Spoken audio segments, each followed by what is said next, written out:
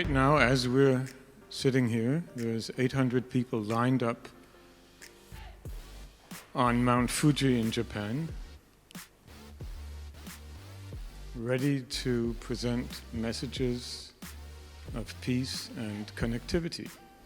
As the sun rises here at the foot of Mount Fuji, the sun is setting in Denmark. All of us gathered here at the Fuji, joining heart to heart in our mutual commitment to create a more peaceful, sustainable, and harmonious world for all of humanity. This is a wonderful occasion, a historic occasion. As the sun sets in the west and rises in the east, a new era is dawning for humanity.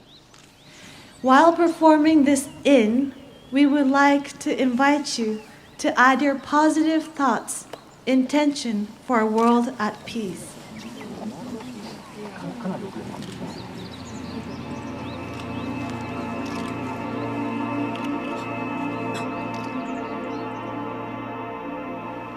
When I was in space, the most profound experience was to see this little planet from that distance.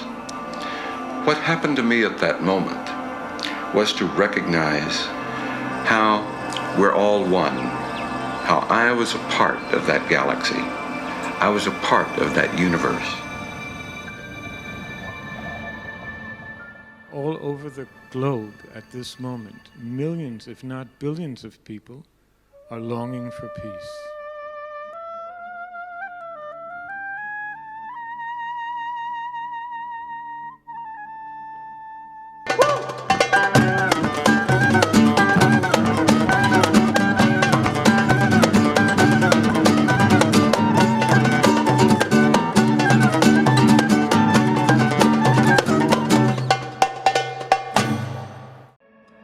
The glow of truth, a beam of light, fills every corner of our hearts. For me and you, the time is right, 'cause now a new day starts. One universal voice to say we have a choice. The past is gone, the future is ours, and the time is now.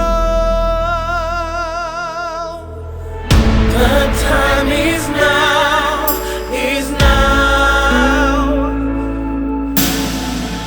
A time for you and me.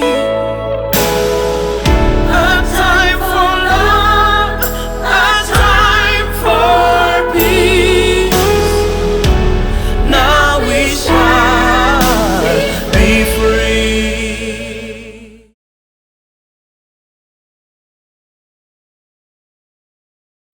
From east to west, from past to present.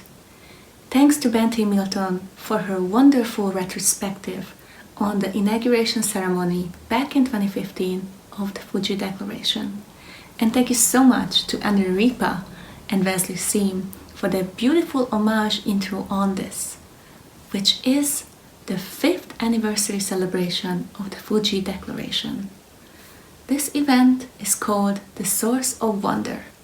In 2015, we celebrated the inauguration ceremony at the Mount Fuji. And in 2020, well, it's a little bit different space. We are everywhere. This is a global live event, so welcome. We welcome you, the greater you, the undiscovered you, the source of wonderful you, to this uplifting 2-weekend-long online event to help ignite our divine spark and to reconnect to the source. Because we know life is different now. The world has changed, probably forever. And we actually know more than what we think when we venture into those unexplored depths that connect every living being. This is the Source of Wonder event. My name is Nora Csiszar, and I will be introducing us to many architects for change throughout our 4-day journey. Some are honorary members of the Club of Budapest, some are signatories of the Fuji Declaration, and some are both. And others are newcomers who resonate and vibrate to the beat of that different drummer. From speakers to artists and musicians, from high tea master to mastering the heart and the art of intuition. We will give you loads of TLC and a loving gateway towards a resource like no other, our innate source of wonder. But what is that, you might ask? How do we connect to something that's undeniable, yet invisible, inaudible, and untouchable? Well, by turning the compass inward and by turning our attention to a truly divine spark, a source of wonder in her own right. Please listen carefully to the initiator of the Fuji Declaration and honorary member of the Club of Budapest, Masami Saionji. 皆様こんにちは。西園寺正美です。富士宣言の共同発起人であるブダペストクラブ創始者ラズロー博士とごい平和財団会長西園寺正美、理事長西園寺博夫の3人が中心となり、富士宣言発足5年目となる今年、聖なる精神の復活を世界に呼びかけるオンラインイベントを企画することになりました。今、私たち人類は地球の運命を決める重要な分岐点にいます。世界が一つにつながっていることを良くも悪くもこれほどまでに実感を持って体験したことはありません。パンデミックの後に従来の不平等な世界に戻ることではなく、人類社会の変容、進化のチャンスにしていくには、私たち一人一人の意識が変わらなければなりません。そこで私は宇宙根源につながり、宇宙の法則への思いを2つの詩に託しました。1つ目の詩は宇宙創造の祈りです。これはまさしく大自然に沿って人類に生きるべきことを述べています。では、宇宙創造の祈りをお聞きくださいませ。宇宙創造の祈り。私たちが心静かに祈るとき、生きとし生けるものの命の祈りが響いてくる。祈りは愛のエネルギー、癒しのエネルギーとなって地球と人類と生きとし生けるものを包容し、命をよみがえらせる。新たなる地球の創造が始まる。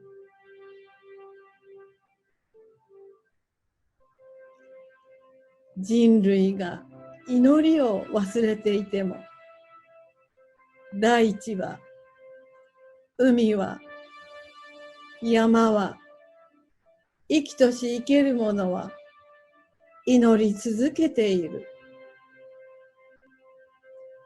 人類が目覚めるその時のために、私たちが心静かに祈るとき、生きとし生けるものの命の祈りが響いてくる。祈りは光となって人類一人一人の神聖を照らし出す。その時、地球と人類と生きとし生けるもののすべての命が一つとなり、新たなる命のシンフォニーが宇宙と響き合う。次の詩は全人類が一人残らず、本来の自らに存在している神聖を体験していくための子供から老人に至るまで簡単にできる神聖復活の生き方を詩に託させていただきました。言葉の威力。言葉は生きている。言葉は想像する力を持っている。言葉は人を引きつけ、人を突き放す。言葉は芸術である。そして言葉は影響力を持っている。言葉は伝染する。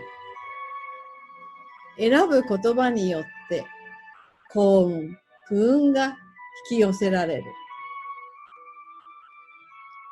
全人類は言葉を自由に選択し、用いることができる。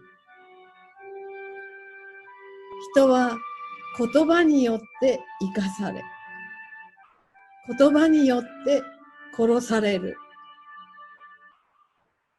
人は言葉によって救われ、言葉によって絶望する。人は言葉によって平和を築き、言葉によって戦争を作り出す。全人類一人一人の選ぶ言葉によって、語る言葉によって、想像以上の世界が繰り広げられる。言葉、すなわち命なり。言葉、すなわち力なり。言葉、すなわち光なり。言葉、すなわち真理なり。私は信じている。言葉の威力を。社会も世界も地球も人類一人一人の選ぶ言葉によって、語る言葉によって良くも悪くも導かれている。すべては人類一人一人の語る言葉に責任がある。そして人類は自ら語った言葉に責任を持たなければならない。皆様ありがとうございます。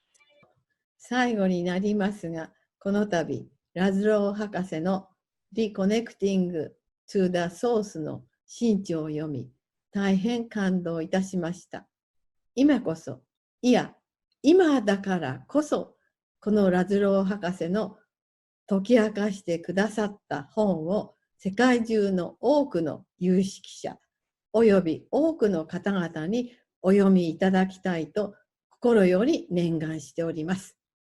ラズロー博士の述べられていることは私が思っていることと全く一つにつながっており、これからラズロー博士をはじめ皆様方と立ち上がり、神聖なる意識で手を結び、全人類の輪を大きくつなげてまいりたいと存じます。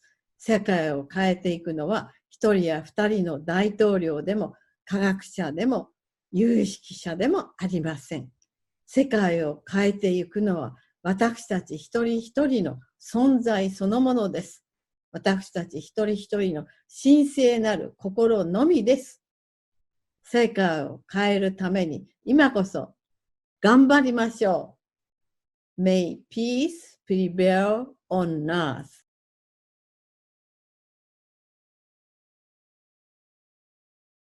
When you hear the name Deepak, you know you're about to deep dive into the mysteries of life revealed and inspired. Money makes the world go round? Not without soul. Please welcome worldwide phenomenon Deepak Chopra and founder of the Soul of Money Institute, Lynne Twist. This is Dr. Deepak Chopra, and I'm delighted to participate in the Source of Wonder event organized by my friend Dr. Erwin Laszlo. Thank you for inviting me to give this short presentation. So what am I focused on right now? I'm focused on right now as my defining passion on the deeper understanding of what is not only fundamental reality, but what is reality. And having explored reality from a physicalist perspective and an idealistic perspective, and through my own personal practices of contemplation, inquiry, reflection, transcendence, mindfulness, and emotional engagement with higher consciousness. In other words, with various disciplines that embody the yoga of love, compassion, joy, equanimity, but also yoga of reflection and the yoga of the intellect, and all the disciplines that involve control of autonomic nervous system and biological regulation. I have come to the conclusion, after all these years, that there is only consciousness modifying itself into experience. That what we call the physical body is an ongoing, malleable, mutable, ever-changing form of consciousness, as is everything else. That when I look at something or someone, I'm seeing a modified form of pure consciousness. Whatever I see, whatever I feel, whatever I think, whatever I touch, taste, smell, it's modified infinite being. In other words, there's only consciousness. This changing body is a human construct for an activity in consciousness, known in consciousness, and also made out of consciousness. In other words, nothing is anything other than consciousness. There is only consciousness. Once you understand this, then what we call the physical body is consciousness. So with that in mind, I'm engaging in techniques right now, and I'm totally wonderstruck by the idea that we have something called a planetary microbiome. It's the entangled genetic information of planet Earth. Under the surface of the Earth, you will find in some little teaspoon of dirt, particularly if you go to the Amazon, you'll find a piece of dirt and go under the surface of the ground, and you'll find trillions of genes. And these are bacterial genes, fungal genes, viral genes. They are the source of life on this planet. So my passion right now is to resurrect the planetary microbiome, see how it interacts with the human microbiome, and connect it to everything that's happening in the world, because all life in the world, on our planet, is the expression of the entangled genetic information of the Earth, which includes the microbiome of bacteria, the virome, the genetic information of viruses, and the mycome, the genetic information of fungi. Put them all together, and that genetic information is also the genetic information of plants, animals, primates, and humans. So the source of all existence is in the microbiome, or the biome, let's just call it the biome, under the surface of the earth in the soil. Once we can resurrect that, we can address huge problems like climate change. I believe climate change is reversible. And also have a more holistic approach, not only to the treatment of illness and the prevention of illness, but actually connect everything that's happening in the world to a holistic framework. So the word healing comes from the word holy. Healing is the return of the memory of wholeness. And wholeness means looking at the entire entangled genetic information that gives rise to life on this planet. And when we look at that, we see that actually everything is inseparable. Everything. Climate change, social justice, economic justice, peace on earth, sustainability are all possible. Together, by understanding how consciousness expresses itself as genetic information of sentient beings, or we might say genetic information of conscious agents, how that actually expresses as all of life, and of course, life through biological organisms experiences the universe. With this understanding, I hope we can move to a critical mass of consciousness, personal and collective, that will help us achieve a more peaceful, just, sustainable, healthier, and joyful world. And if that is possible, and if we can together lead the way with luminaries like Erwin Laszlo and the amazing people he has gathered around himself, then we can indeed create a new world, a new civilization. Right now, there's no other choice. Either it's extinction or it's a more peaceful, just, sustainable, healthier, and joyful world. So thank you for asking me to participate in this. And I'm grateful to be in this amazing company of luminaries led by Erwin Laszlo.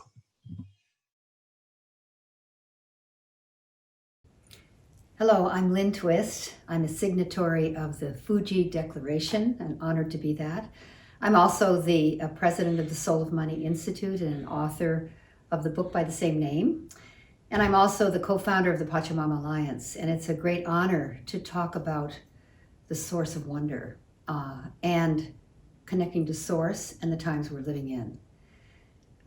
It's my assessment, and I'm speaking to you from the United States, from San Francisco, California, where I live, that we are in the beginning of the third millennium, the beginning of the third millennium. The 21st century is not just a 100-year cycle, it's the first 100-year cycle in the third millennium. And I love thinking about these huge swaths of time, particularly when things are rough and tumble, as they are all over the world, but particularly in my country.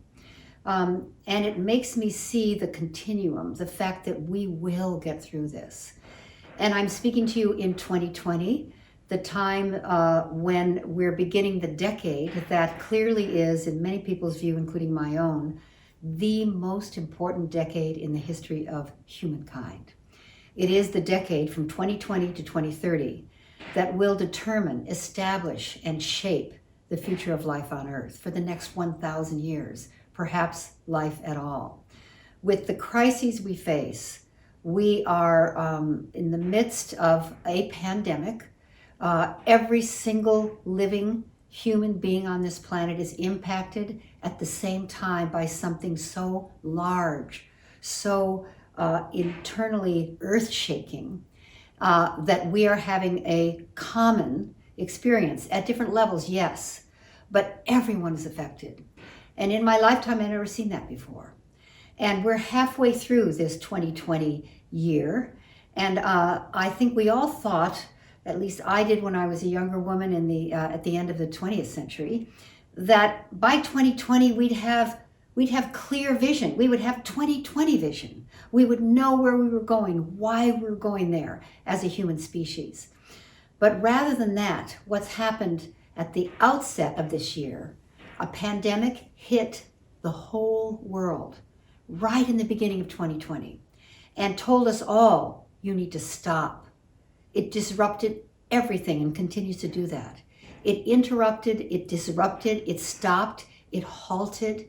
It pulled all of us back in a way that we had to really go within. We were told to go home, to stay at home, to shelter at home, to shelter inside of our homes, and I say inside of our bodies, inside of our souls, inside of our hearts.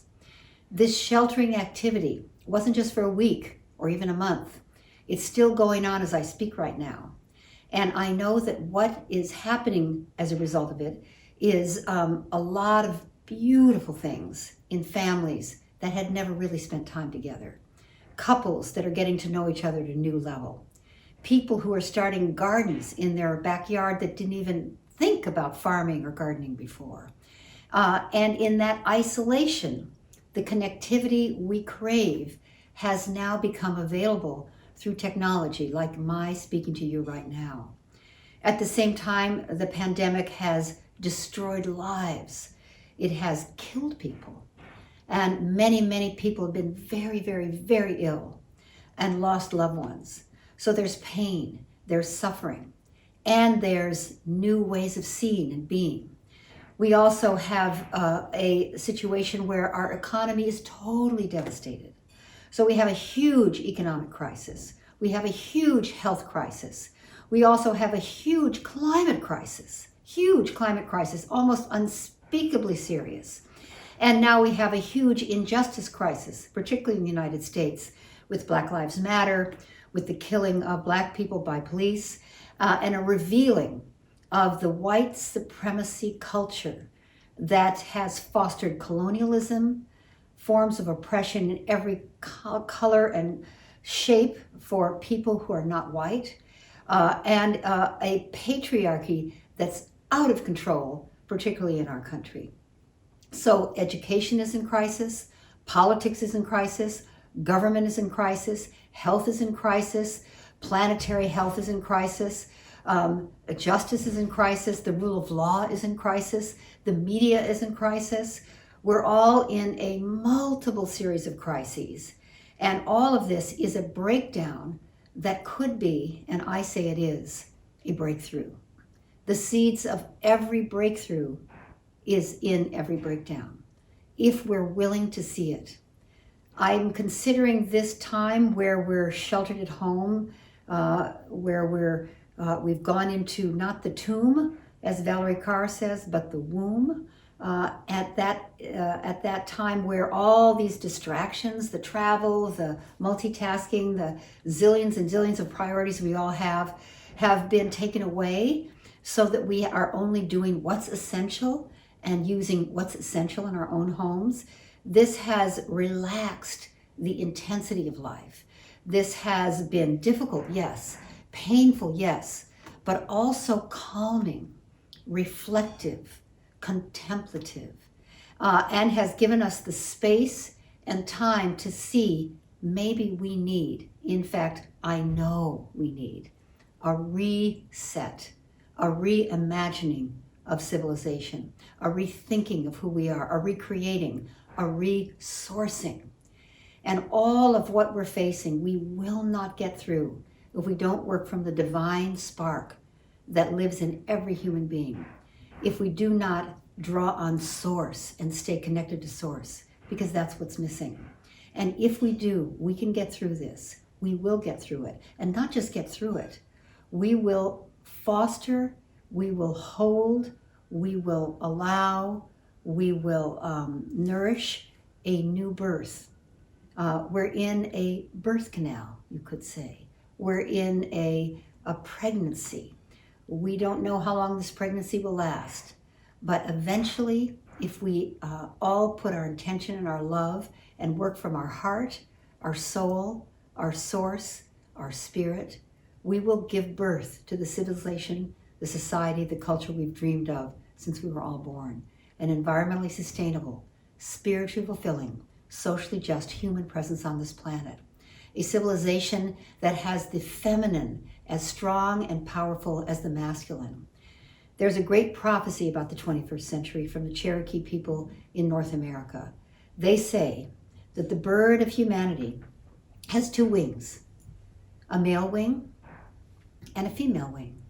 The male wing has been fully extended for centuries and fully expressed, while the female wing has been truncated, folded, not yet fully expressed, held back.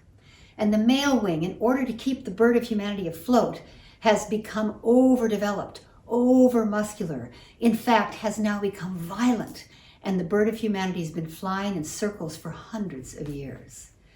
The Cherokee people say in the 21st century, this century, the Sophia century, the century when women will take our rightful role in co-equal partnership with men, a century when feminine leadership, female archetype will have its full expression in balance with masculine.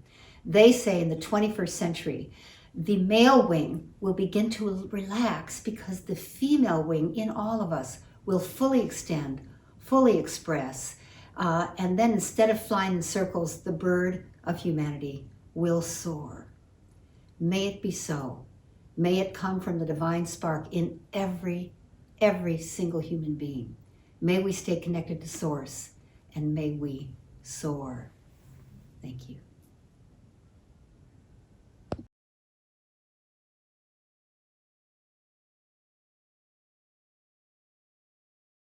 A wonderful coincidence has happened here, which is that my work has been inspired, the work of the Naked Voice has been very inspired by my creative collaborator, who is a master of Shintaido, which means New Body Way. And he is Masashi Minagawa. Masashi and I have worked for many years. He is this master of Shintaido, one of 4 in the world. We met over 30 years ago now.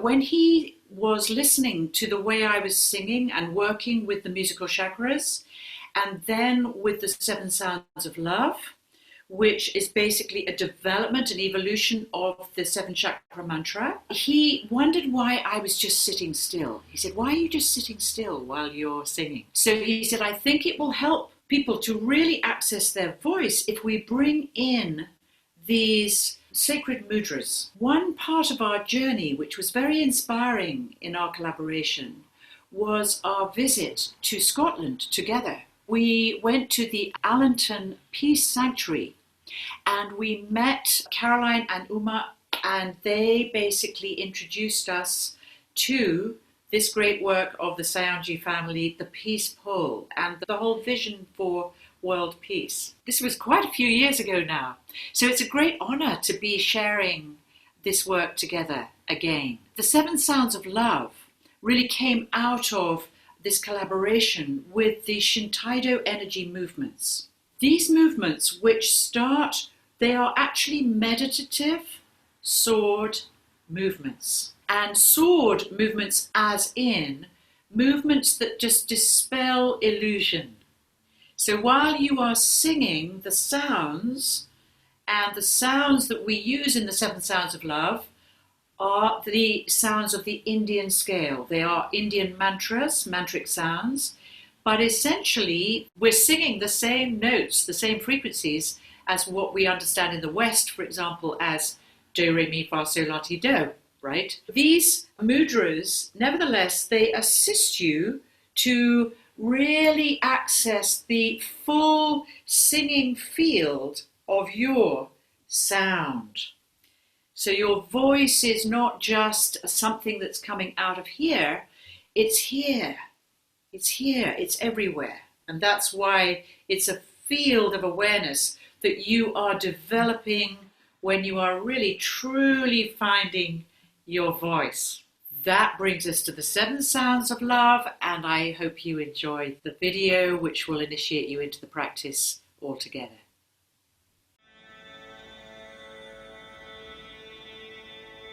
So, the 7 sounds of love. What on earth does that mean, and how can you benefit from the 7 sounds of love practice?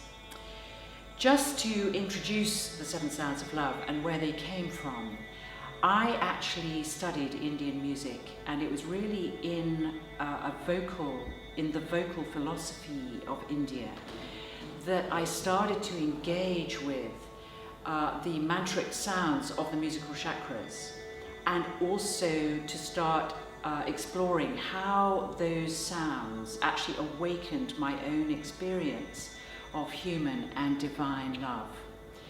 And it was really through working with a remarkable North Indian vocalist called Gilles Petit in Paris. He was a master of North Indian raga. And it was really through Gilles that I started to learn about these mantric sounds of the Indian scale. They're the equivalent of our do, re, mi, fa, sol, la, ti, do. And these sounds, sa, re, ga, ma, pa, ta, ni, sa, when you are taught them, you are really taught to become aware of where they are placed in the body, where these sounds are located in the body. And that really got me very inspired about the whole idea of developing a new language of sound informed by these mantric sounds. In order to make Indian vocal music more accessible in the Western world, as a practice that as Westerners we can relate to. We don't need to be musicians for this, but we are very interested in how we can love and how we can communicate from the most subtle, earthy ways right through to the most ethereal, divine ways, our connection with each other. And so I started sounding and practicing these mantras. And it was really, this is really now what we're going to explore together. So enjoy the 7 sounds of love.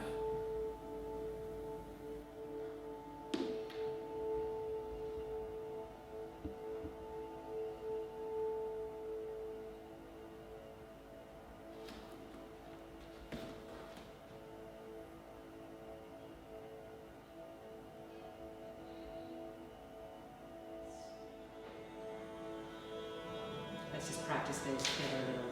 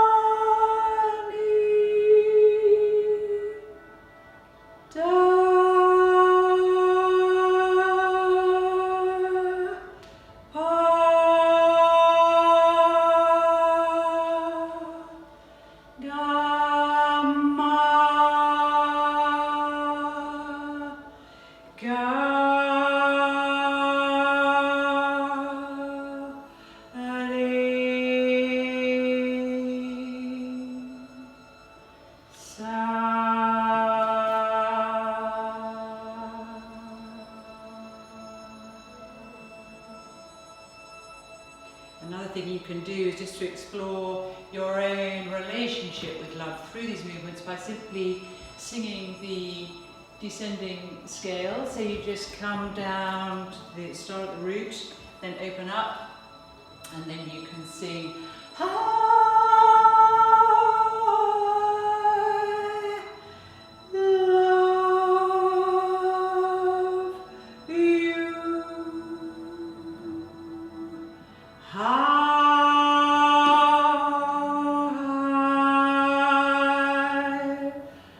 love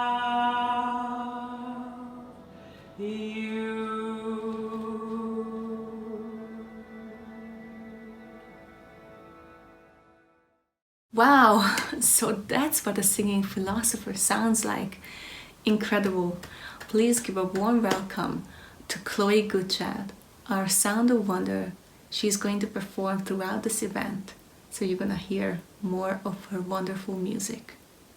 Now let's get cozy, as we are going to hear about near-death experiences, the sacred acoustics, and the source of synergy. Please welcome Dr. Eben Alexander, Karen Newell, and Diane Williams. Hello, I'm Dr. Eben Alexander, former Harvard neurosurgeon and author of books like Proof of Heaven and most recently Living in a Mindful Universe. I had spent most of my life leading a very kind of conventional scientific worldview, and all of that changed dramatically through the blessing of a near-death experience that I had in November 2008 when I spent a week in coma due to a severe gram-negative bacterial meningitis that absolutely should have killed me.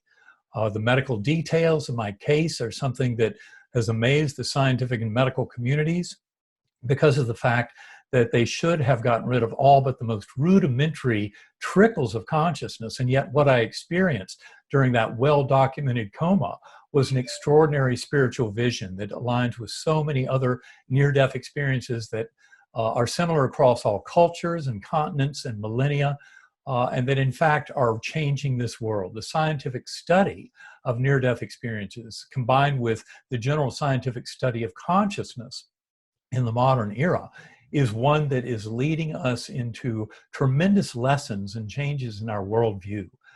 In fact, the decades since my coma, working with hundreds of scientists around the world about the nature of consciousness, has helped me to come to realize very fully in association with this work with other scientists that we are truly sharing one mind, that there really is an amazing force of unity underlying this universe that is responsible for so much of what emerges in our concepts of reality. And this emergent force is one that shows the power of love, of unconditional love, of kindness, compassion, and mercy, lessons that religious systems have tried to convey for thousands of years. And yet, through the objective nature of science and the scientific study of these phenomena, the whole world is rapidly shifting towards a far more harmonious and beneficial worldview for all. We're truly all in this together. This is about that binding force of love that near-death experiencers have come to experience fully. And the good news is, of course, you don't have to almost die to get this completely. Meditation, centering prayer, various forms of going within. Once we realize the brain is not the creator of consciousness, but is merely a filtering mechanism that allows that primordial consciousness to manifest in our awareness, that's when we start realizing the power that we share together and come to realize, just as medical science has realized for decades through their observation of the power of the placebo effect, it turns out that our beliefs can shape our reality, and that begins with our health, but it certainly also impacts our ability to live together and all of the beautiful things that we share as human beings in this wonderful world. The more that these lessons of the unified consciousness of that one mind of the universe and of the binding force of love come to govern all the choices we make in our lives, the better this world will be. Now, my own journey was very much blessed in November of 2011, 3 years after my coma, when I was still struggling deeply trying to understand it all, but getting powerfully into meditation on a daily basis. That's when I met my life partner and co-author of my third book, Living in a Mindful Universe, Karen Newell.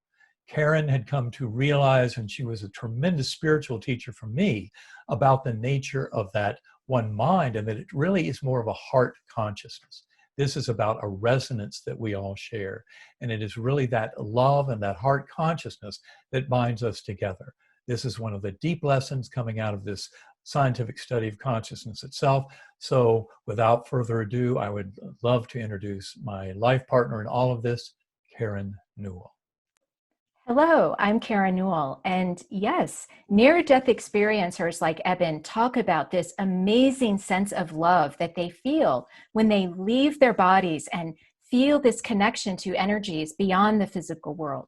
And this love that they talk about, they often say it's so indescribable and so powerful, you can't bring it back here. But that's where I beg to differ. That love has been felt by me personally here on earth without having to have a near-death experience. And it's come through different types of meditative experiences, including Sacred Acoustics audio technology, which is a company I founded to help quiet the mind and leave those distracting thoughts behind. But in addition, it takes intention. It takes our focused attention and intention to create these kinds of experiences. And the way that I first generated that love from within, so many of us look outside for that love, but really it's within, is by learning to generate feelings of gratitude, not thoughts of gratitude. That's very easy, but feelings of gratitude. How can you do that at will? Well, for me, it wasn't so easy at first, but I kept thinking about things from my past, things that brought me joy. And the memory that really helped me personally is when I recalled at age 6, when my mother had invited a stray dog to come live with us. And this dog proceeded to give birth to puppies underneath my bed. And for me, this was this beautiful, magical memory, and it allowed me to bring that divine spark of that gratitude inside my heart to fruition. I could literally feel it. And the more I spent time doing this, the more I realized that that love is generated from within each and every one of us. And as we focus on that, the heart serves to radiate this energy to the world around us without even having to say a word. And so I call this the ultimate golden rule. By creating that inner love of self, we actually serve to help others because of that fact that it radiates to people around us. And the more of us who take time to do this, as Eben says, we're all connected through this one mind or one heart, as I like to say. And each of us who takes time to do this, I thank you from the bottom of my heart, because we are truly all in this together. And as each of us takes the time to generate that inner peace from within, to generate those loving feelings that really is a birthright to all of us, we are all made of this divine love that's within us all. And as each of us does this, the outer world will start to change. It has no choice, because the outer world is a reflection of the inner world.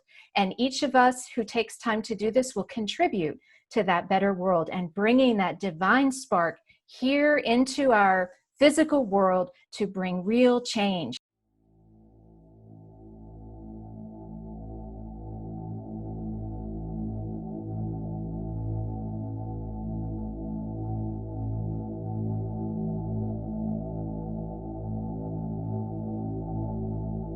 Bring your attention to this moment, here and now, calm and relaxed.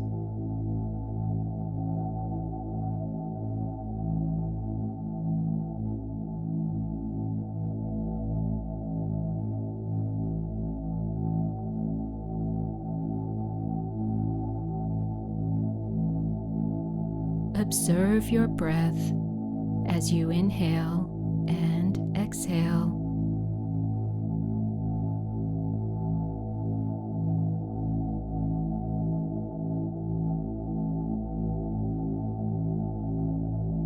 As you breathe in, silently say, "Let." As you breathe out, silently say, "Go."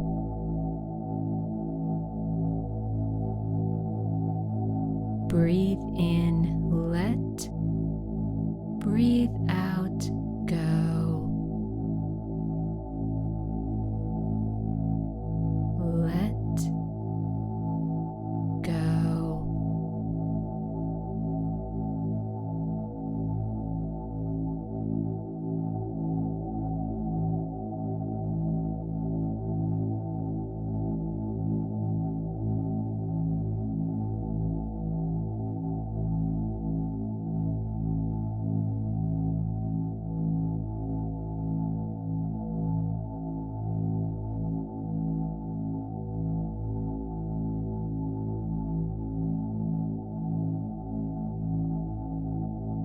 It is said that the sound of Om represents the primordial vibration that makes up everything in the universe, where one is all and all is one.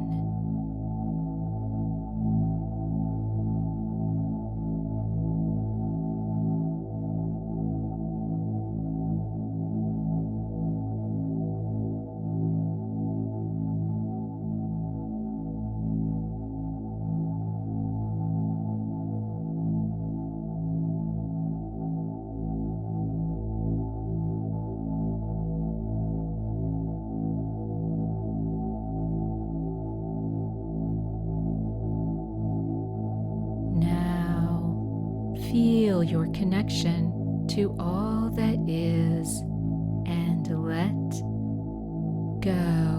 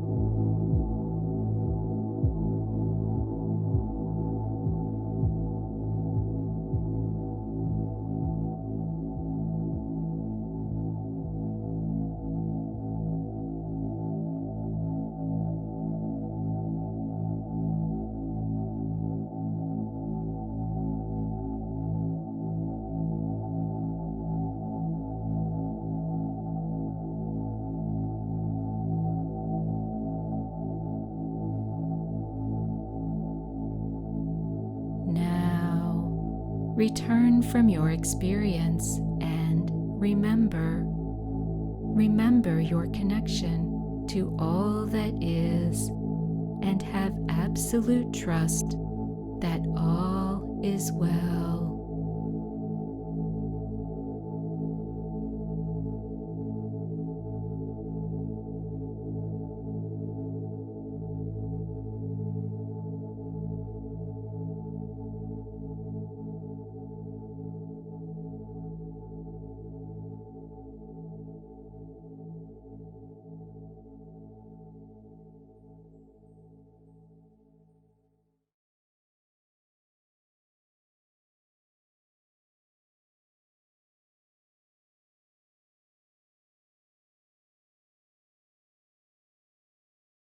Hello, my name is Chris Bache. I'm a retired professor of religious studies and an author. The passion of my professional life has been the study of psychedelics. When psychedelics are used in a responsible and critical manner, they give us insights not only into our private lives, but into the deep structure of the universe itself. In my psychedelic practice, I was given many visionary experiences that challenged the limits of my understanding, including teachings about where humanity is in our long evolutionary journey and where we are going. The following short clip comes from an interview I did with Ryan Kemp at the Naked Guru Experience, who produced it. I want to thank Irvin Laszlo and Masami and Hiro Saionji for their invitation to include it in the Source of Wonder project. The universe took me deep into the future, deeper into deep time than it had ever taken me before. And it took me into an experience which I experienced not as an individual, even a spiritual individual, but I experienced it, and I know this sounds outrageous, but I experienced it as the species. I was dissolved into the collective psyche so deeply that for these hours, I was our species mind. I was dissolved into the collective psyche. And in that context, I experienced a building crisis, a mounting crisis that just was taking away, stripping us of reality as we had known it. It was the dark night of our collective soul. It was a time in history where a real confrontation with the consequences of choices that we've been making historically, a real confrontation with our poor choices. We were losing control. We were just being shattered. It reached a point where I thought it was an extinction event. I thought we were all going to die. It was like being on a small island when a hurricane comes upon it, that it just was wiping out all life on the island. And just when it was at its peak, just when it seemed that death was inevitable, the storm passed, and there were survivors. Many had been killed, but there were survivors. And when the survivors started to pick themselves up and started to gather and find each other and reconstitute life, there was springing from within us, the most extraordinary phenomenon. There was a birth of new insights, a birth of new values, new understanding, new priorities, new social initiatives. There were basically an unleashing of something that we had learned, something that had taken place in the center of the human heart in the midst of this crisis. Basically, just as a saint in undergoing intense spiritual practice goes through the purification which John of the Cross calls the dark night of the soul, likewise in our collective evolution, the dark night of our collective soul, a time of complete surrender and intense purification which breaks us down at the center, yielded to a time of great awakening, a great spiritual manifestation, a great redirection of the human heart and of human culture. It was a true great awakening of the species. And in time, in subsequent sessions, I was taken into the deep time again, and I began to be shown that this represented not simply an historical breakthrough, and not simply a technical or economic restructuring of our culture, but it was a truly seismic shift in the depths of the collective psyche. A pivot took place in this global crisis, a global systems crisis, which appeared to be driven by a global ecological crisis. It was a shift in the core psyche, the collective psyche, which all other human beings draw from on their individual life. So when the collective psyche shifted, it meant that every generation that was born on the planet after this shift took place, they were being informed by and were infused by this new blueprint, this new psychological blueprint, this new capacity. And I think what I was experiencing was a true spiritual awakening, not of just individuals, but of our entire species. And this was deepened in the years that followed. So ever since this time, I have come to understand that my personal belief in the visionary experiences that were given to me in the sessions were showing that humanity is coming to a decisive moment in its evolutionary journey. We were coming into a time of critical challenge and a time requiring maximum effort and maximum clarity. We are literally, this is a time of labor. Gestation is long. The period of gestation is a long time, but the time of labor is short and intense and convulsive. We have been preparing for this time in history for thousands and thousands of years through reincarnation, reincarnation, reincarnation. But now we have entered into a time, I think, in which we are giving birth to the future human. We are giving birth to a different kind of human being. And I think we are giving birth to the diamond soul. I think the soul is entering into history in a collectively an unprecedented fashion. I think the world as we know it was designed by ego. And the ego is a magnificently beautiful psychological structure. I mean, I respect it enormously, but ultimately, the ego is a fragmented psychological structure, and it leaves us cut off from each other and from existence itself. The world designed by the ego creates categories of problems, of division, which we know and recognize well in history now, dividing between races, dividing between religions, dividing between classes, just division, division, division. But the birth of the diamond soul represents a new starting point for humanity, a deeper, and I think the core of it is this, a deep experience of oneness, not just as a concept or as a category, but a profound awakening of oneness within the human heart. And the world that is a species which is grounded in this experience of oneness builds a different world than the ego builds.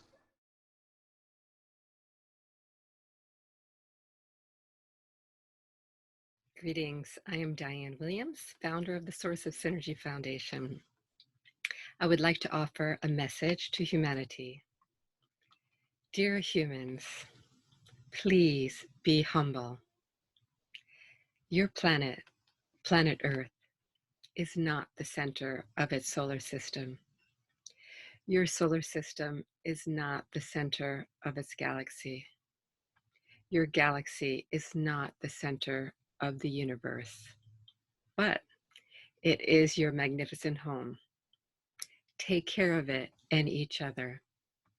Your fellow earthlings, members of the plant and animal kingdoms, our oceans, rivers, and forests are counting on you. We must succeed at this moment of choice. Keep connecting, beloved divine sparks. Grab a hold of the light, our precious lifeline. Luminous light bodies rising. divine sparks united, igniting the light of 7.8 billion children of the stars, reconnecting to the source of our being. You are a source of wonder. Remembering the link that cannot be broken, radiating unconditional love that pulsates through the portals of our hearts, healing every wound, honoring every being, seeing the divine in everything, knowing that our true nature is the force that permeates our universe. Make every thought a masterpiece, every spoken word a prayer, every act an emanation of our divinity. Give expression to your divine spark daily. Sing out loud, laugh robustly, have a conversation with a lizard, hug a tree, bless your meals, help a stranger. Acknowledge and appreciate all of creation. I see you. Look for the best in everyone. Embrace the divine inspiration that is innate in all of us. Live your divine purpose. Expect remarkable innovations. Have confidence in the magnitude of the field that connects us all. Believe in each other. Keep hope alive by remembering who we truly are. Hold the greatest vision of what we can be and do together. Divine sparks are miracle makers. Burn brightly. We have all of the power and intelligence of the universe within us.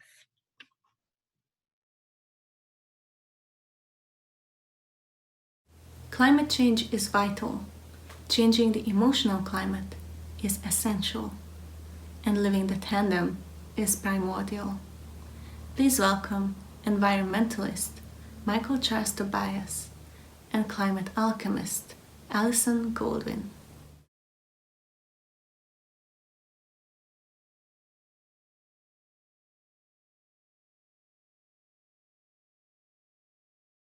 Well, hello, everybody. My name is Michael Tobias. I'm speaking to you from northern New Mexico at the base of the Rockies. And I'm outside, so you might hear a creak or not, but I'm really happy to be here. And it's a very interesting time on the planet. Obviously, we're all engaged together in a cohesive way that we've never in our generations probably experienced, with such intensity and such yearning and imaginative aspirations for a future that we can share and feel fulfilled and hopeful, with so much tragedy happening on this planet right now, medically, ecologically. I think it's really critical that we recognize that not just COVID and the political differences that are emphasizing distinctions between people rather than the singular and cohesive relationships and affiliations that we all share. I'd really like to mention some of the things that are most important to me right now at a time of such global crisis. And it really has to do with the re-enchantment of the world, the fact that we live in such an incredibly rich, biologically magical place and time. I've always felt that it may not be unique in the universe, with billions of other stars and hundreds of millions of galaxies, etc. But we know what we know here and what we feel here. And the brilliance of a butterfly, the magnificence of a little frog in a little creek somewhere, all of the megafauna and microfauna and microbiotic fauna that we cohabit this earth with should remind us every second of every day that this is a miraculous opportunity to embrace. And no matter how despairing, no matter how painful it is for so many of us and our loved ones and friends and colleagues around the world and next door. We must, I feel, embrace this incredible miracle that we have been honored to share, which, whether you believe in God or whether you believe in a naga or a monkey temple or a cloud or a waterfall or yourself, whatever it is you believe in or feel deeply responsive to, this is the gift that we have as an organism to send back into the world and to share with one another. When I was a child, I used to share my feelings silently with wolves and coyotes and sequoia trees and the ocean and clouds that I knew were there for a fleeting second. And I would vest all my hopes and dreams in those clouds. I would run naked into the ocean and just be absolutely lost as a living soul amid trillions of organisms. And that has never left me. I feel like Dr. Dolittle and so many others in that realm of feeling that we have this miraculous gift. So I'm not a news junkie, and I don't torture myself with the bad political horror stories that are hitting us 24/7. I stay attuned for sure, and I grieve over the loss of life that we all understand and strive to ameliorate that suffering.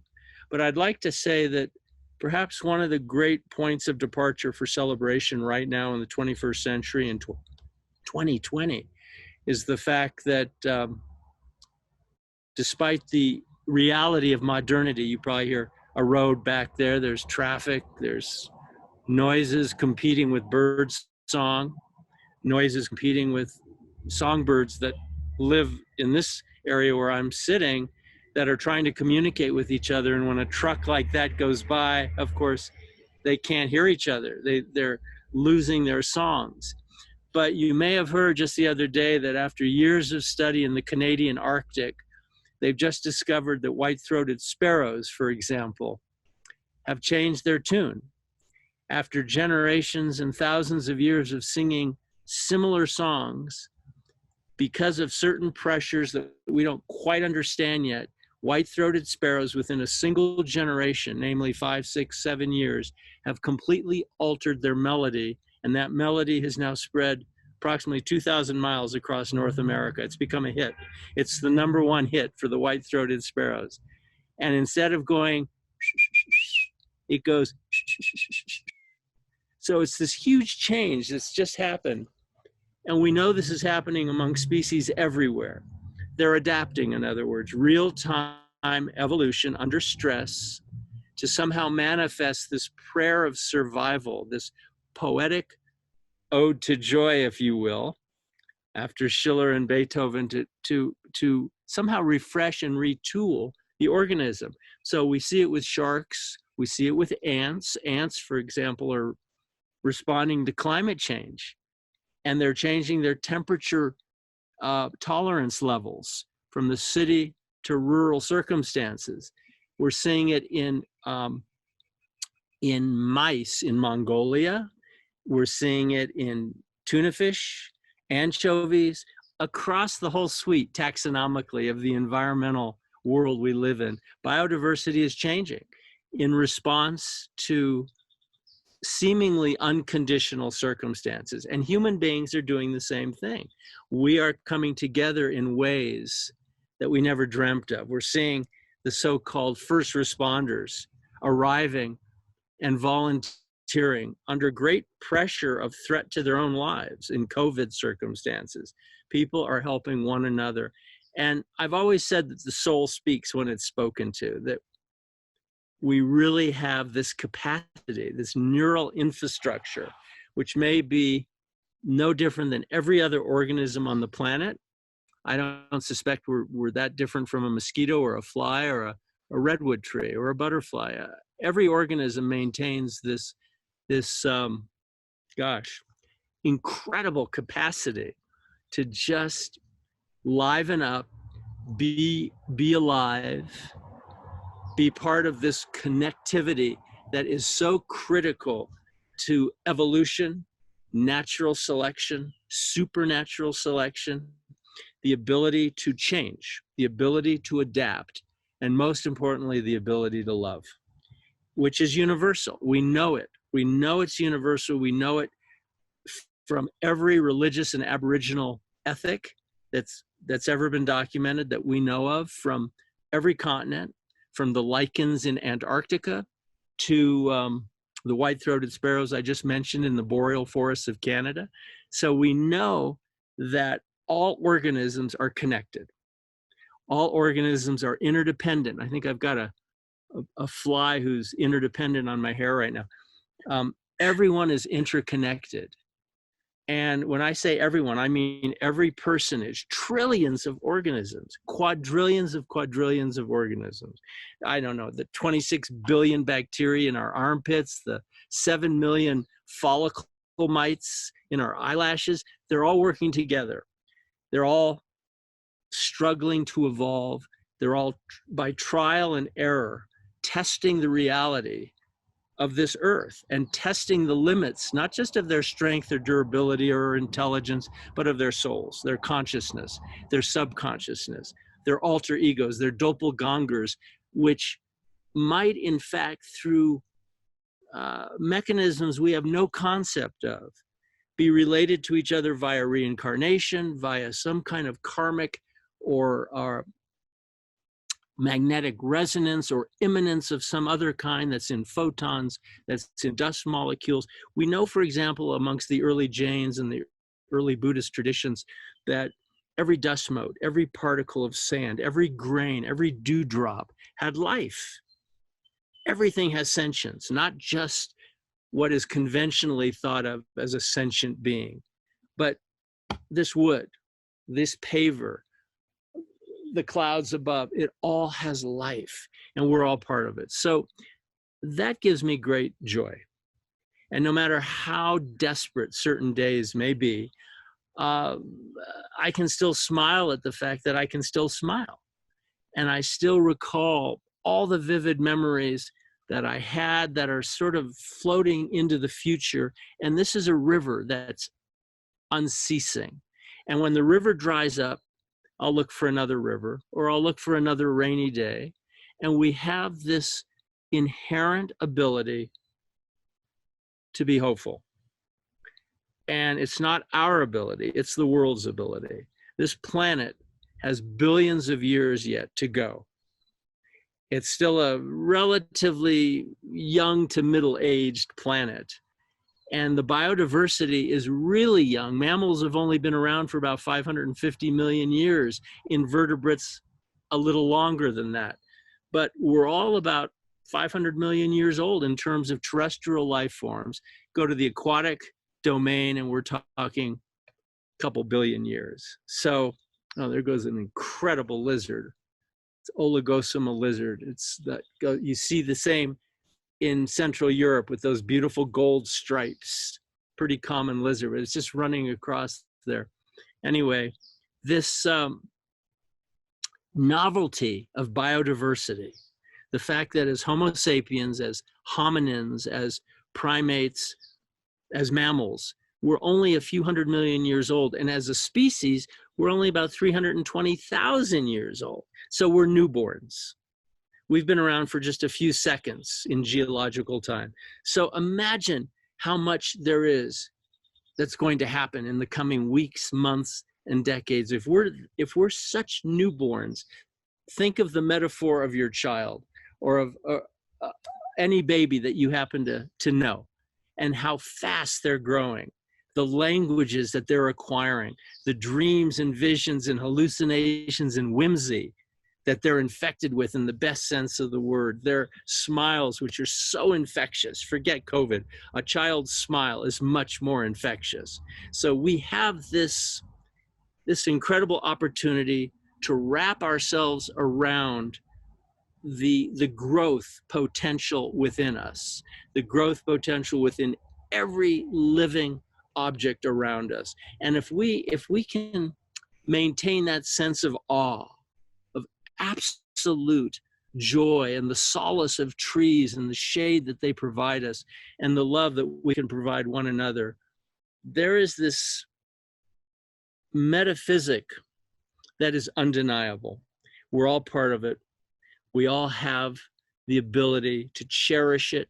We have the responsibility to share that love with everyone we know, with every living creature, and to ameliorate suffering. I call it animal liberation, as do so many of my friends around the world. And that's really what it is in the most pragmatic sense. If you see a spider, protect it. If you see a mosquito and it's bothering you, just step back for a minute and remember how difficult it would be in your laboratory or studio to create a mosquito. Good luck. Good luck creating all those genes and neurons. So treasure everything. If you were marooned on the moon, a mosquito would be your best friend if it showed up. So just love life, enjoy life, understand that as environmental citizens, we all have a responsibility to protect and safeguard and steward this miraculous planet. And by implication, we must do that with each other.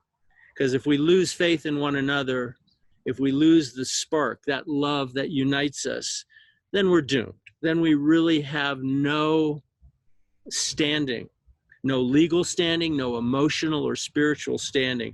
We have to work to protect this great gift that we've been given.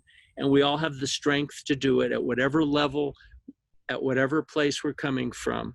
But it is our obligation to this earth, who has given us so much, that let your love just pour forth back to this earth. Aristotle said, she gave birth to us, we will go back to her. And in the meantime, do everything you can to ensure that you are part of this living, breathing miracle that is a dreaming, living earth. And with those words, I would just send my prayers to all of you and my love to everyone, and ask that you simply take pause, take a deep breath, and reflect on just what a miraculous time it is to be alive. So, ciao, you know?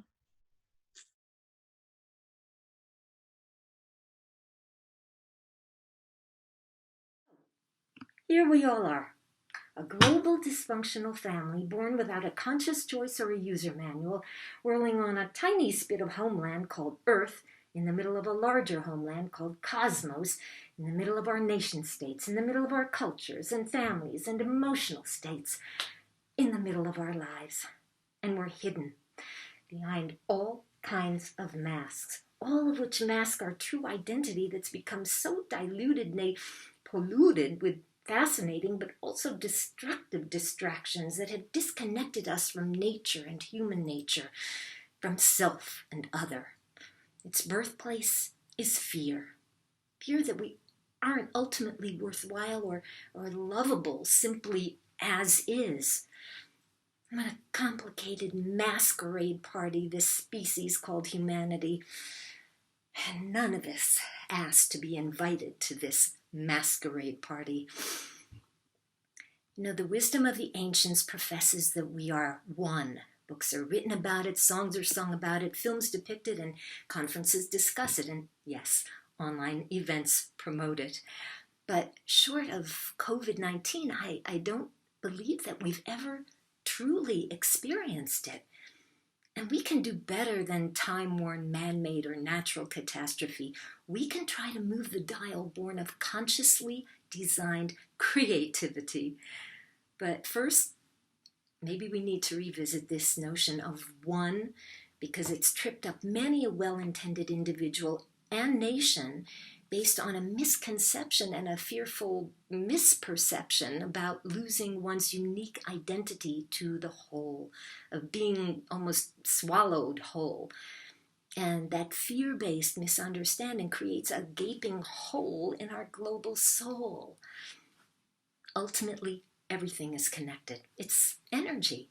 Metaphorically, we're each necessary ingredients which flavor that overall delicious meal. We're each a different meal on that overall menu of life, where each vital and distinct notes and chords comprising that overall melody, the one which harmonizes the current cacophony into a natural symphony, rock concert or ballad or an opera or rap or whatever is one's musical pleasure. Whatever the metaphor, the meta message is clear. All for one or none for all. That's the mind-bending missive behind this massive COVID wake-up call. And one doesn't mean monotone. Think about the last three letters of that word, O-N-E, monotone. It doesn't mean we all disappear and blend into a blob. It means respectfully owning one's uniqueness amongst many others as part of the whole. It's kind of like a gorgeous fireworks. You don't focus just on one spark over there. It's the ensemble. It's the interplay of colors, bursts of different colors and different intensities and brightnesses working together to create this spark, this spectacular show. Or a more natural metaphor might be a swarm of fireflies in the summertime night sky. You see one little flicker over here, and then another lights up over there, and then soon you see hundreds, maybe thousands of these luminescent creatures working in a kind of wave through the night sky.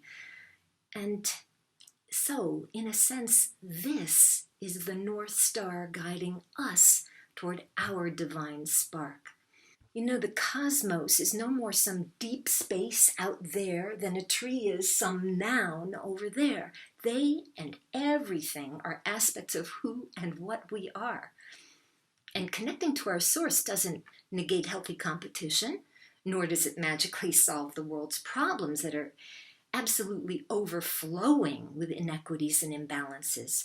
Yes, there are borders and boundaries and distinctions that separate us, and some are necessary. But this notion of duality, this friction about individual versus global identity, has incited a kind of duality, a global identity crisis about the right to inhabit one's identity within this cosmic tragicomic chaos that no other species wars over. No other species. No one is asking anyone to forfeit their individuality by encouraging, igniting the divine spark within, but from leaders of nations and corporations right on down to the root system that feeds them, us, seeding that inspirational source amongst individuals who then birth families, who then grow communities into societies amongst billions of species. This is what will reroute us from a co-word called COVID to a more user-friendly co-world, which works with the premise of coexistence, collaboration, cooperation. I can think of many more too. The whole of humanity hinges on leadership come healership to steer the rudder of this sinking worldwide citizenship and help it heal, help it sink a little better, love a little gentler, communicate a little more tender. By turning the compass inward and considering what the Fuji Declaration is an expression of, perhaps we pivot from a tired, untenable storyline to what they call a new paradigm based on a little bit more harmony. Because honestly, the now transparent fragility of our worldwide community begs for the utmost respect and TLC to avert Act 3 finale.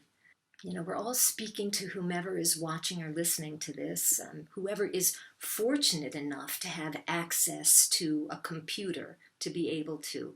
And actually, if in truth we're all one and everything is connected, then even not watching or hearing this, it's being felt. It's permeating the ether, and somewhere out there in ways that we might not know here, it is being felt.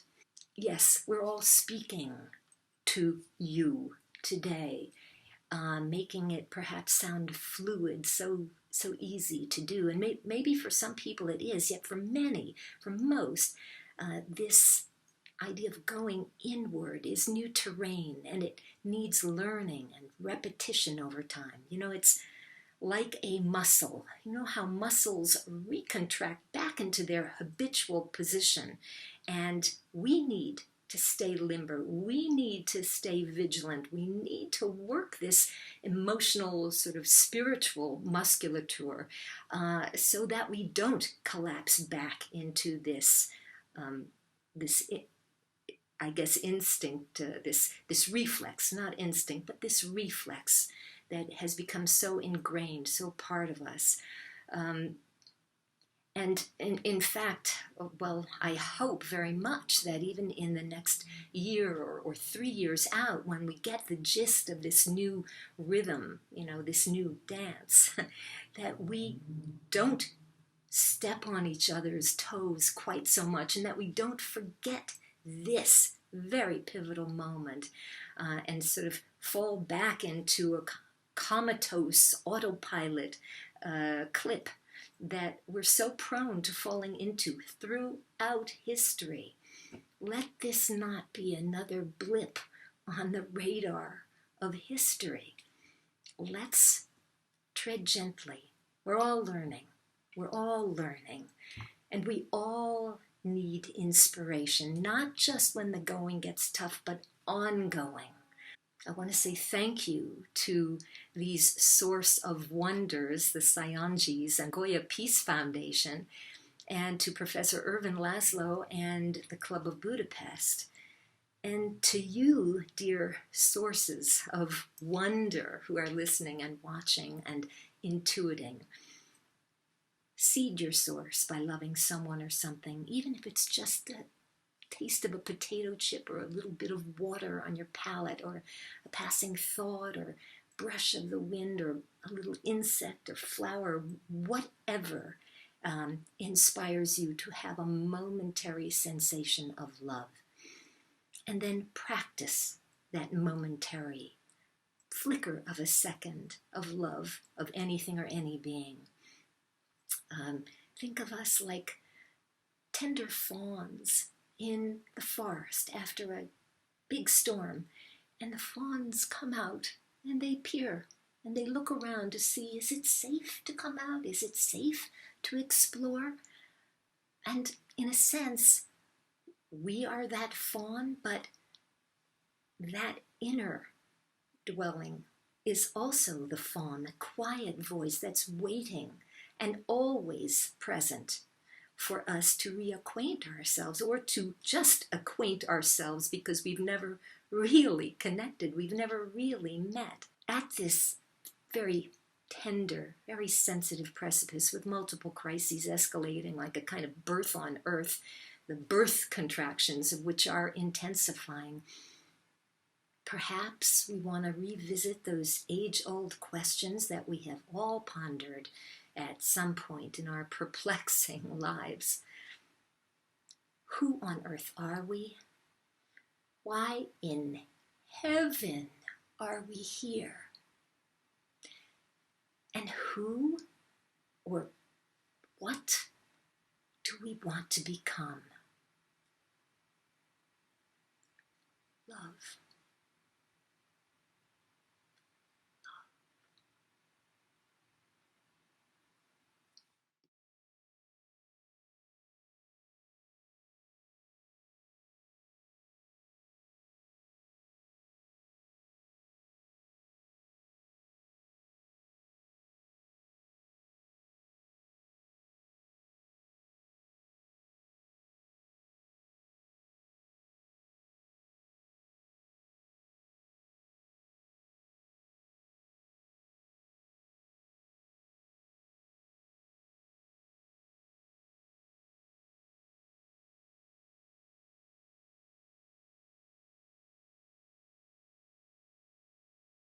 My name's Chris Birkett, and I've been invited to do some songs for a Source of Wonder, Sparking Divine Reconnection.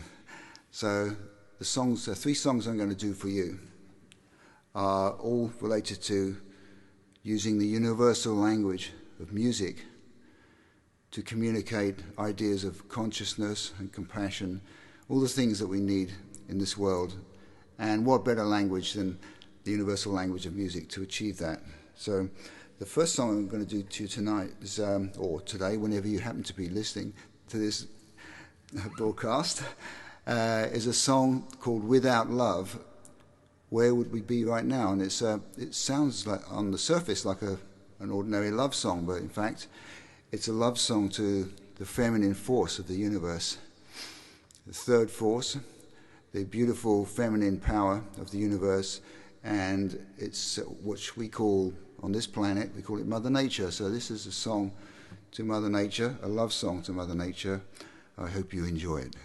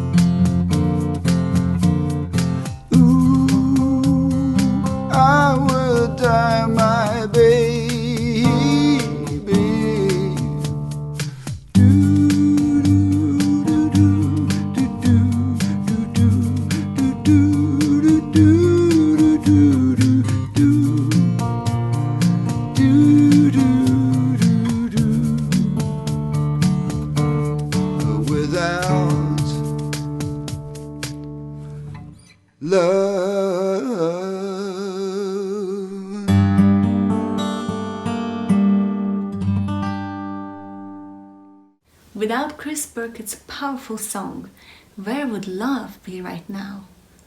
Beautiful. Thank you so much, Chris, for playing throughout this event. And now, here comes 2 recipients of the Goi Peace Prize, 3 daughters of the founders of the Goi Peace Foundation. And then we're gonna have a very special cup of tea to honor life's sanctity. Here comes Helena Norberg-Hodge, Bill Strickland, the Saionji sisters Rika, Yuka, and Maki, and High Tea Grandmaster Genshitsu Sen. My name is Helena Norberg-Hodge, and I'm a very happy winner of the Goy Peace Prize. I'm director of Local Futures and the author of Ancient Futures. Many thanks to you, Hiro and Masami and Irvin. I'm very pleased to be able to join you today. And I'm very pleased to be able to share how I connect to Source, because I believe that it's a way that is open to everybody. For me, it has always been my connection to nature. Ever since I was a child, growing up in Sweden, where we had a lot of wilderness around us and so on, it was my church, the living world, the trees, the sea, the sky. Even as a child, as a teenager, I loved watching the sky, and to this day, it gives me joy, it gives me a sense of that mystical connection to the oneness. I believe that's where all the spiritual teachings come from. They come from that experience of feeling connected to the whole. And it's there for everyone if we just open our eyes to it. And for me, this is not about not being materialist, because the sea and the trees and the earth, they're also material.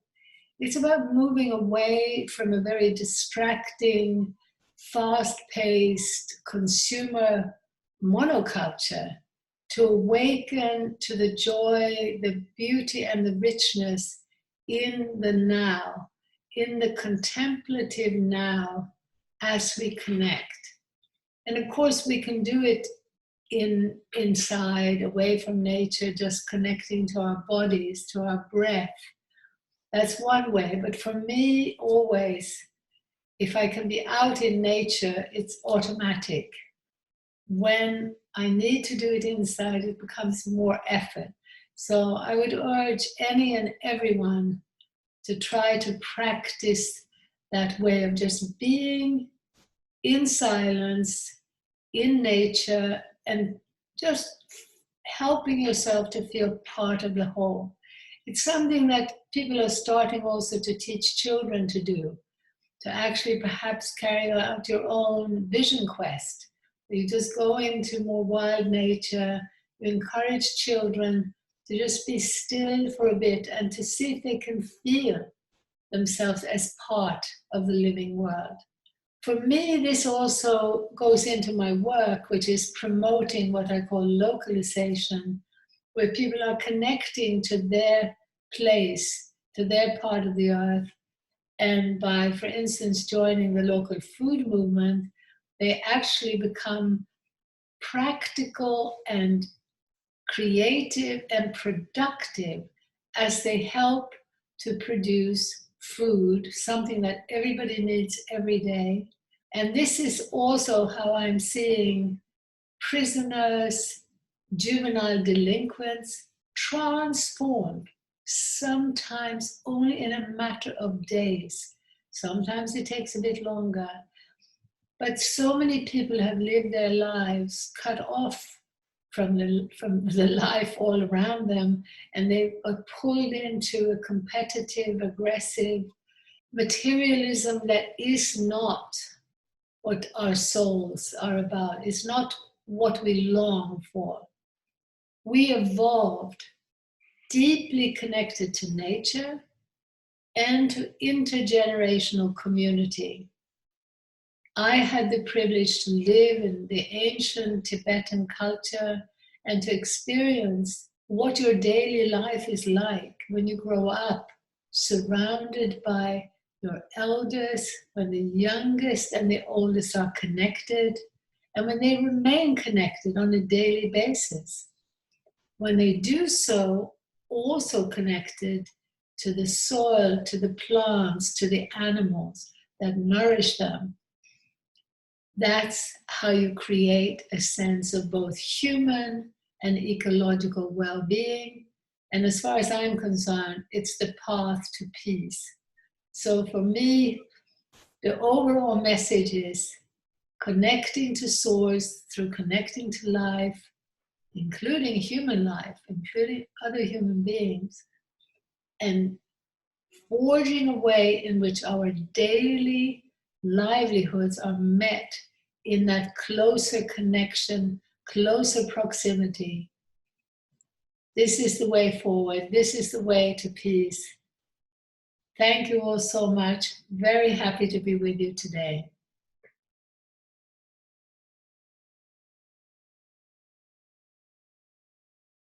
I'm Bill Strickland, the winner of the Gold Peace Award several years ago, and became very close friends with the Saionji family. And my life has been devoted to the alleviation of economic suffering as a precursor to setting the stage for spiritual redemption. I believe strongly that if people are economically in despair, they don't have any emotional space or psychological space to feel good about living. My work is specifically in building centers literally around the world, including Israel, to demonstrate that we can bring people who don't think they have a connection into the light so that they recognize that they in fact do have a relationship with something called the human race. And ultimately, I believe that that is the answer and the proper direction for our species on the planet. And so my life, supported by the Gold Peace Award,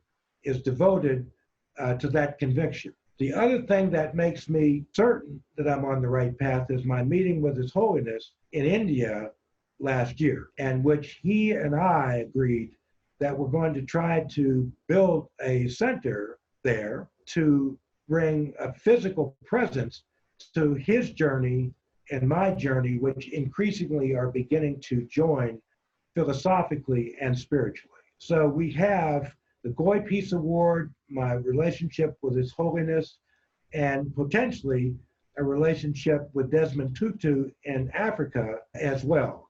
And so my life goal is to work in the economic space for the world's poor by building these centers all over the world, and then using that as an opportunity to begin to have a serious conversation about spiritual reclamation, which I believe is possible, and I've devoted the rest of this life to ensuring that I will redeem that commitment. 4 years ago, I had a double lung transplant, and I rediscovered God, or the Spirit. And I made a commitment to God, he or she, that if I was spared and given an opportunity to live again, that I would devote my life to the redemption of the human spirit in the rest of the world. And apparently my offer was accepted because I'm now thriving, breathing fine. But it was a very divine moment in which I reconnected with the inner source of my strength. The doctors who worked on me said, "We're scientists, but we can tell you that we did not save you. We were the mechanics who manipulated the tools. We believe that a spiritual force intervened to keep you with us because your work is not yet done." Amongst the things I do for work is I work with people who are economically in distress. And my philosophy is, if you want to feel hope, you have to demonstrate it in your daily life.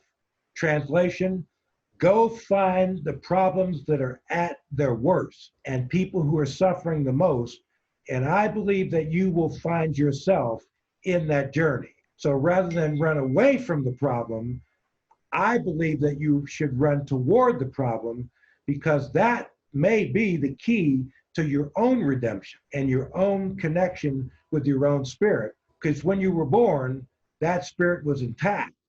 The world picked away at it so that you became despondent or you fell into despair. The way you reinstate that is to reach out to people who have suffered.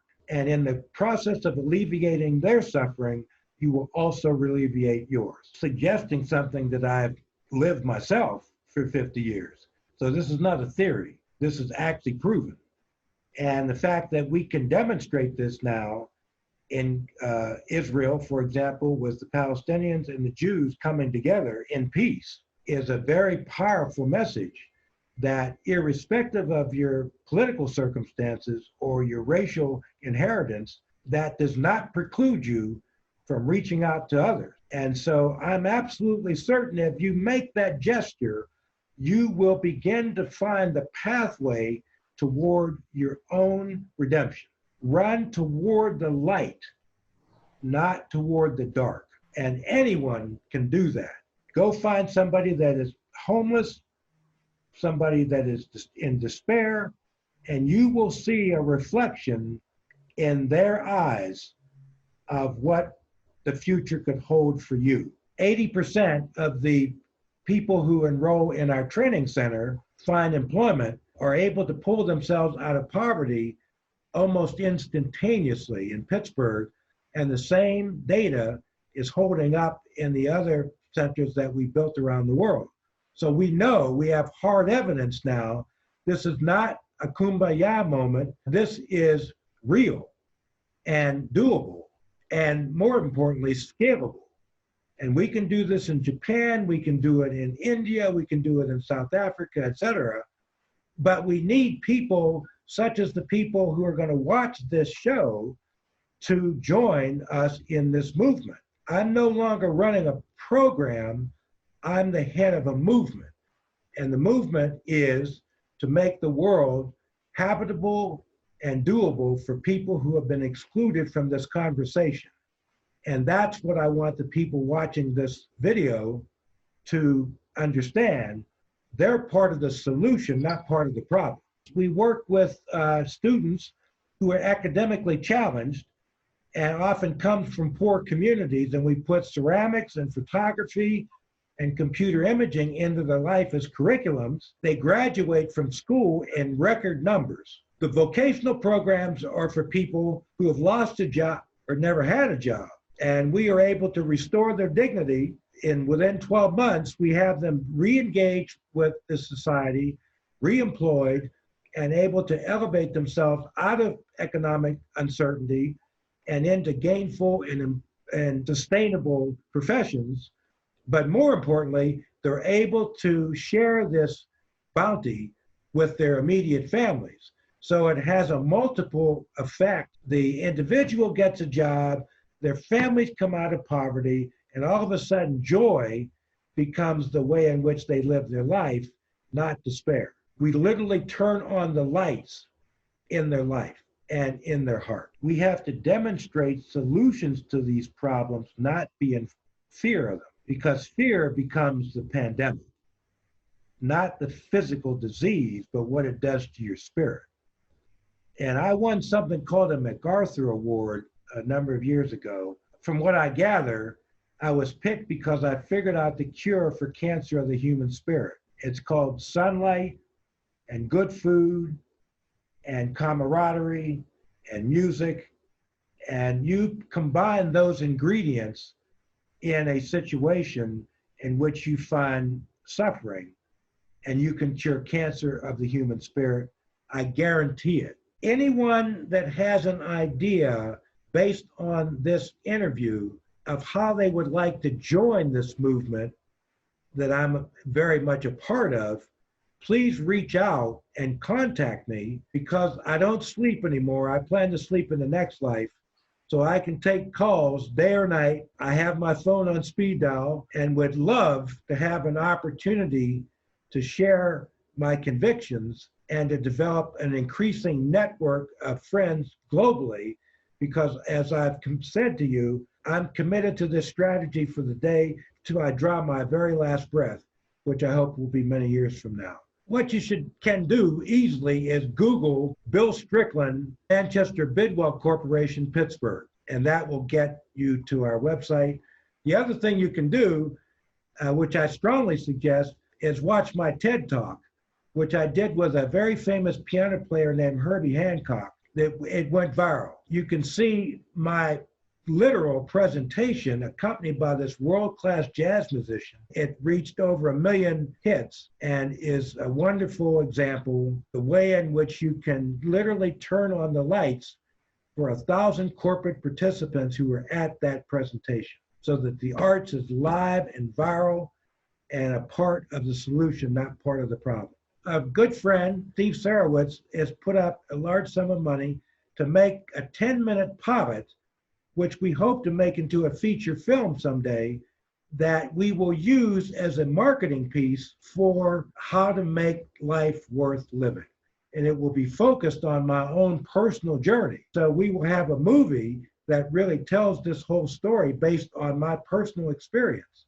And building a training center, building many training centers, we hope to make this thing so compelling that it will add fuel to this movement that we have already started. This could be very, very big. The idea of the movie is cancer. We've discovered the cure for cancer of the human spirit, and my life is a demonstration of the fact that that is true. I started off as a poor African-American kid in a poor community and built not just one center, but 13 centers. And also, we're now building centers around the world. And this movie will illustrate that just because you were born poor is not the definition of your life. It just is a set of adjectives that describe your current position. So we want to use this as a brilliant illustration that there is hope in the most unlikely of places, including my life in Pittsburgh. And we think this thing is going to be very big. It's not goodbye, it is to be continued. I view this as part of a conversation that has just begun. And if we can harness the goodwill that was demonstrated with the loss of George Floyd, I think we have the labor movement already in place to make this world a better place. So for any of you in Germany or France or Australia or Sweden who demonstrated on behalf of the memory of this wonderful man, I consider you part of my labor force to save the planet. And start to reach out to me. I also intend to try to get a presentation before the United Nations in which I can make this message more global. I think we could begin to make a big difference in changing the trajectory of the planet. And this virtual presentation may help that along. So I'm very excited to have met virtually a network of really wonderful people. Hello, we are Maki, Rika, Yuka, Saionji. We are sending message from Fuji Sanctuary. Fuji Sanctuary is the headquarters of Byakko Shinkokai, based on the foot of Mount Fuji. On the sunny days, we can see a beautiful Mount Fuji from here clearly. And this is the place where Fuji Declaration was launched in 2015, along with Dr. Laszlo and our parents, Masami and Hiro Saionji, together with over 8,000 guests from all over the world who believe in the divine spark of the humanity. The launch happened here because this is the land where people gather every month to pray for the peace of the world. Every month, our members gather from all over Japan to pray for the peace of the every and each country of the world. This peace movement has started after World War II, when our grandfather, Masahisa Goi, believed that it was time for Japan to pray for the peace of the world. And he came up with a prayer, may peace prevail on earth. And we believe that since this land is filled with so much peaceful energy, this is the reason why Fuji Declaration was launched in 2015. And since then, we have always been one with the heart of Fuji Declaration, trying to pursue the vision of oneness with divine spark of each and every human being. So as we have explained, right after the World War II, when the bombs hit Nagasaki and Hiroshima, that was when our grandfather Masahisa Goi told everyone to pray for peace, not only for ourselves, but for the whole world, and that it was the mission of Japan to keep sending prayers for peace.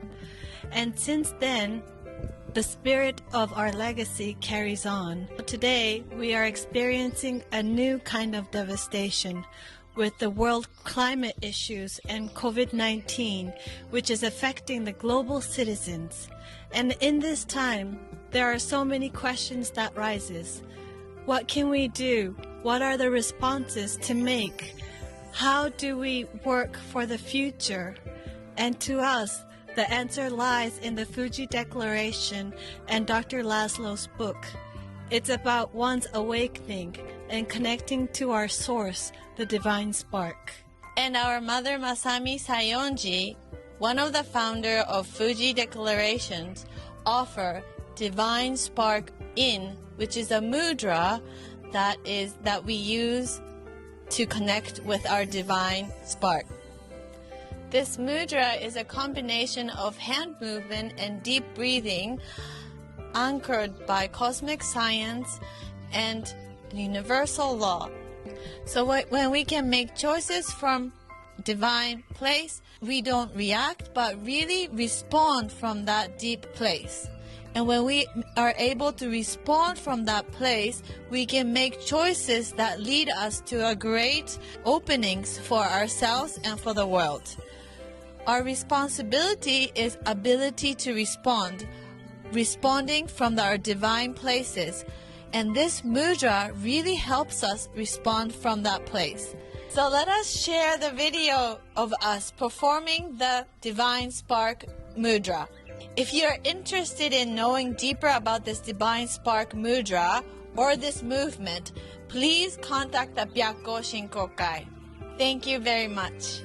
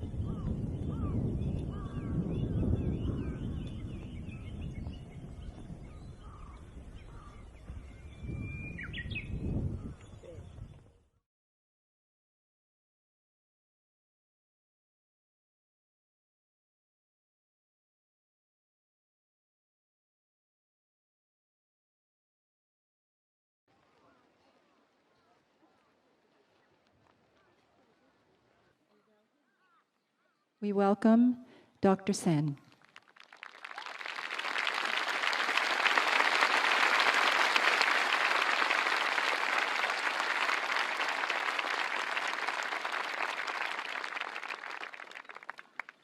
Special indeed to participate in a tea ceremony performed by this Grand Master, the 15th of the Urasenke School of Tea.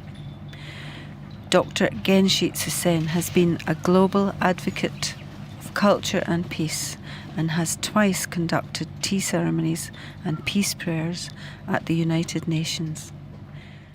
This special tea ceremony is dedicated to the Fuji Declaration. The Japanese tea ceremony is very special, and it represents the quintessence of Japanese aesthetics and culture. It is the concept of nature and art blended into a harmony of daily living. The 4 principles of the spirit of the tea ceremony are Wa, harmony; Kei, respect; Sei, unity; Jaku, tranquility. All Japanese art forms can be found in the tea ceremony. Okakura Kakuzo, in his famous Book of Tea, writes, "It is hygiene, for it enforces cleanliness. It is economics, for it shows comfort in simplicity, rather than in the complex and costly. It is moral geometry. It defines our sense of proportion to the universe." The traditional tea room is a structure of wood, bamboo, and natural materials. It is empty except for carefully chosen objects, which satisfy the aesthetic need of the moment. All rank is discarded at the door, which has to be crawled through. It was also a place where enemies could resolve conflict.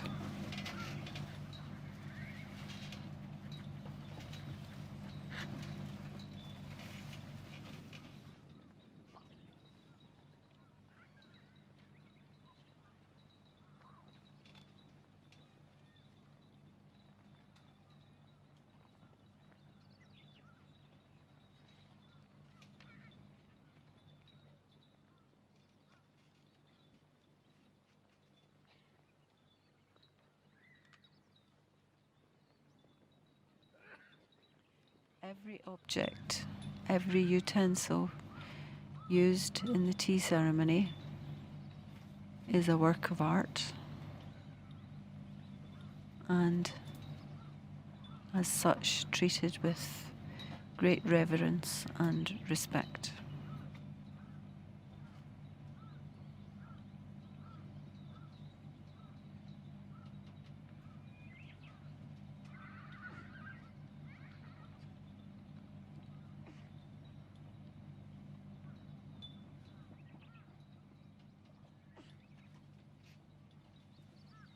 There is nothing unnecessary to the moment. In each move and in each object.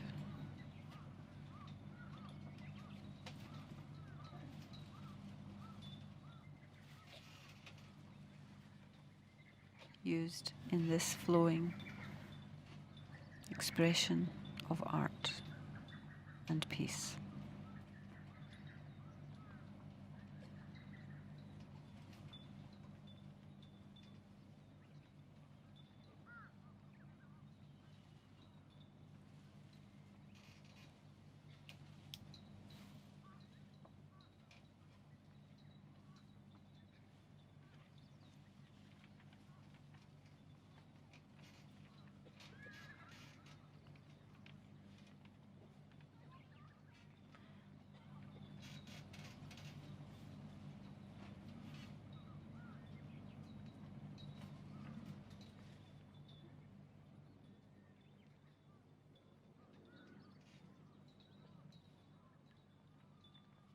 Space or moment in time is created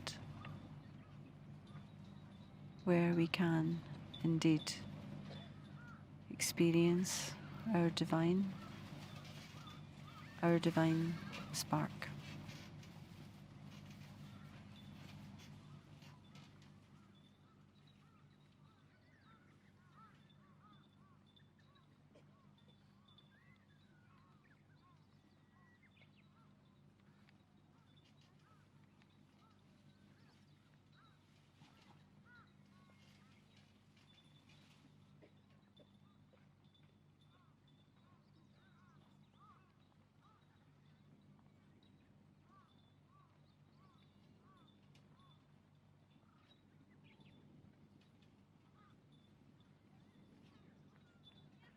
For those who practice the way of tea, this is indeed a memorable opportunity to be in the presence of the Grand Tea Master.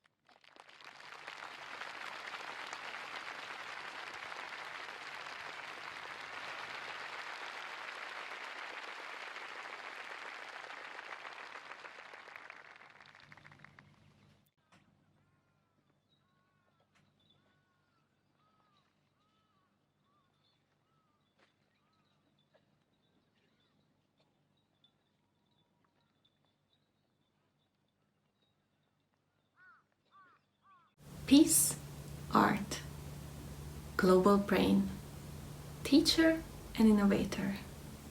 If I didn't know better, I would say Amy Leuven, Peter Russell, and Anna Bacchia. My name is Amy Leuven. I'm a visual artist from Edmonton, Alberta, Canada. And I'm extremely excited and honored to be invited to be part of this global event, global online event, Source of Wonder, Igniting the Divine Spark. I'm Chinese, and I was born in Hong Kong and immigrated to Canada, and I have lived in Canada for 40 years. My first profession was an occupational therapist. And then in midlife, I went back to study art. And I obtained a Master of Fine Arts degree from the University of Alberta when I was age 50. I have, since then, I have been very involved as a professional artist. I have exhibition history of over 100 exhibitions. I have exhibited mostly across Canada, but also abroad in the United States, like in New York, in China, in Shanghai and Hong Kong, as well as in my earlier career in Melbourne, Australia. For the last 20 years, my work has been focused on promoting peace and human understanding. I'm married to Rainer Leuven, and together we work on many creative art projects. And I am very happy today I can share a couple of them with you. So I'm going to talk about two of my art projects, the Peace House and the Peace Lantern. So let me start with the Peace Lantern. And with this, I want to start with a story. As a young adult, I went and studied in the United States. That was in the 60s. At that time, there was no text, no Zoom, no email. So, communication was very different. And my mother would send me many letters. And in 1997, my mom was very ill. So I went back to Hong Kong from Canada, and I spent the last month with her. And I was very blessed and to be able to be there where she was passing to the beyond. So she passed away. I went back to Canada in grief and in sadness. I started to read many of her letters. In one of the letters, she said, "You children are like lantern to me. You children are like lantern to me." I was so deeply moved and touched for the respect and the love she has for her children, that she considered us as lantern to illuminate and lighting the path for her. So when I decided to do another art project to promote peace and hope, I said, wow, what would be a better image? It's a lantern. It's a gigantic, huge, illuminated lantern in a gallery space where audience can walk around and experience the lantern's illumination and beauty. So let me tell you a little bit about this lantern. It's very big. As an installation, will be about 10 feet tall and about 10 feet wide. This huge illuminated lantern. Underneath the lantern, I have a field of golden Canadian wheat from Canada. And the lantern is constructed with rice paper weavings. So what I did was I cut up long, big strips of rice paper into very thin strips of paper, and then I weave them. They become big tapestries. And then onto those big tapestries, I weave into them world languages, because I'm thinking about world, I'm thinking about diversity, I'm bringing about inclusiveness. And the weaving itself already talks about the idea of interconnectedness. interconnectedness of all things, all beings. And the weaving itself talks about that. And the world language talks about the world and diversity. So there are 8 words: compassion, kindness, respect, understanding, patience, tolerance, gentleness, and forgiveness. Those 8 words were reverberated in over 35 world languages. So this basically is this lantern. I feel that I've chosen these 8 words. There are many, many, many more words, of course, but these kind of represent values that will help to shape a better world. So the lantern, this illuminated lantern, what does it mean to me? And what does it mean to others when they come around and build this exhibition?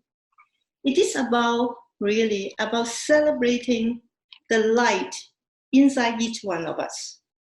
As a visual image, he's a light. It celebrates, it helps to echo people's inner light when they view this artwork.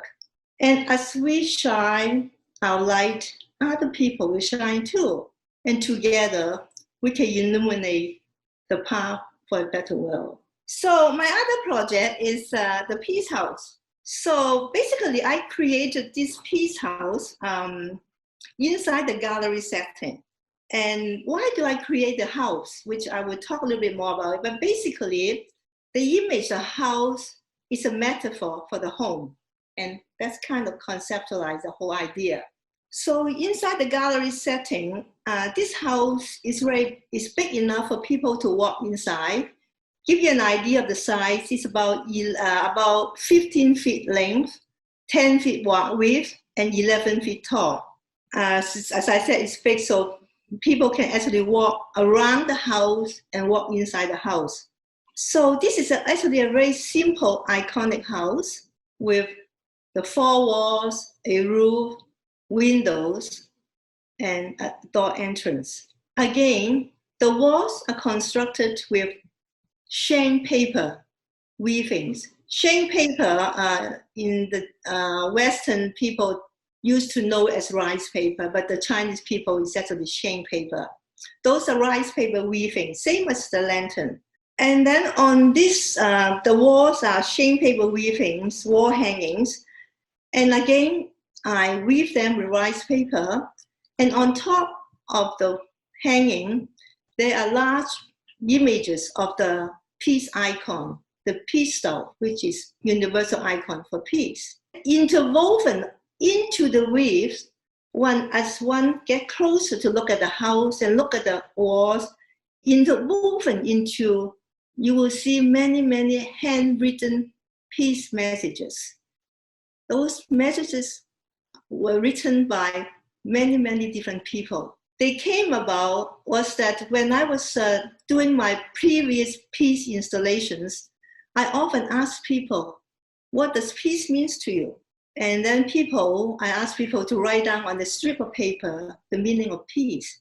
And I collected thousands and thousands of those peace messages in my many, many exhibitions. So now I found a way to integrate those peace messages into my own art project. So those are the walls. And the entrance panels and the gable, which becomes the window, the gable becomes the window of the house. And they are adorned with intricate paper cut patterns. Those patterns are paper cut.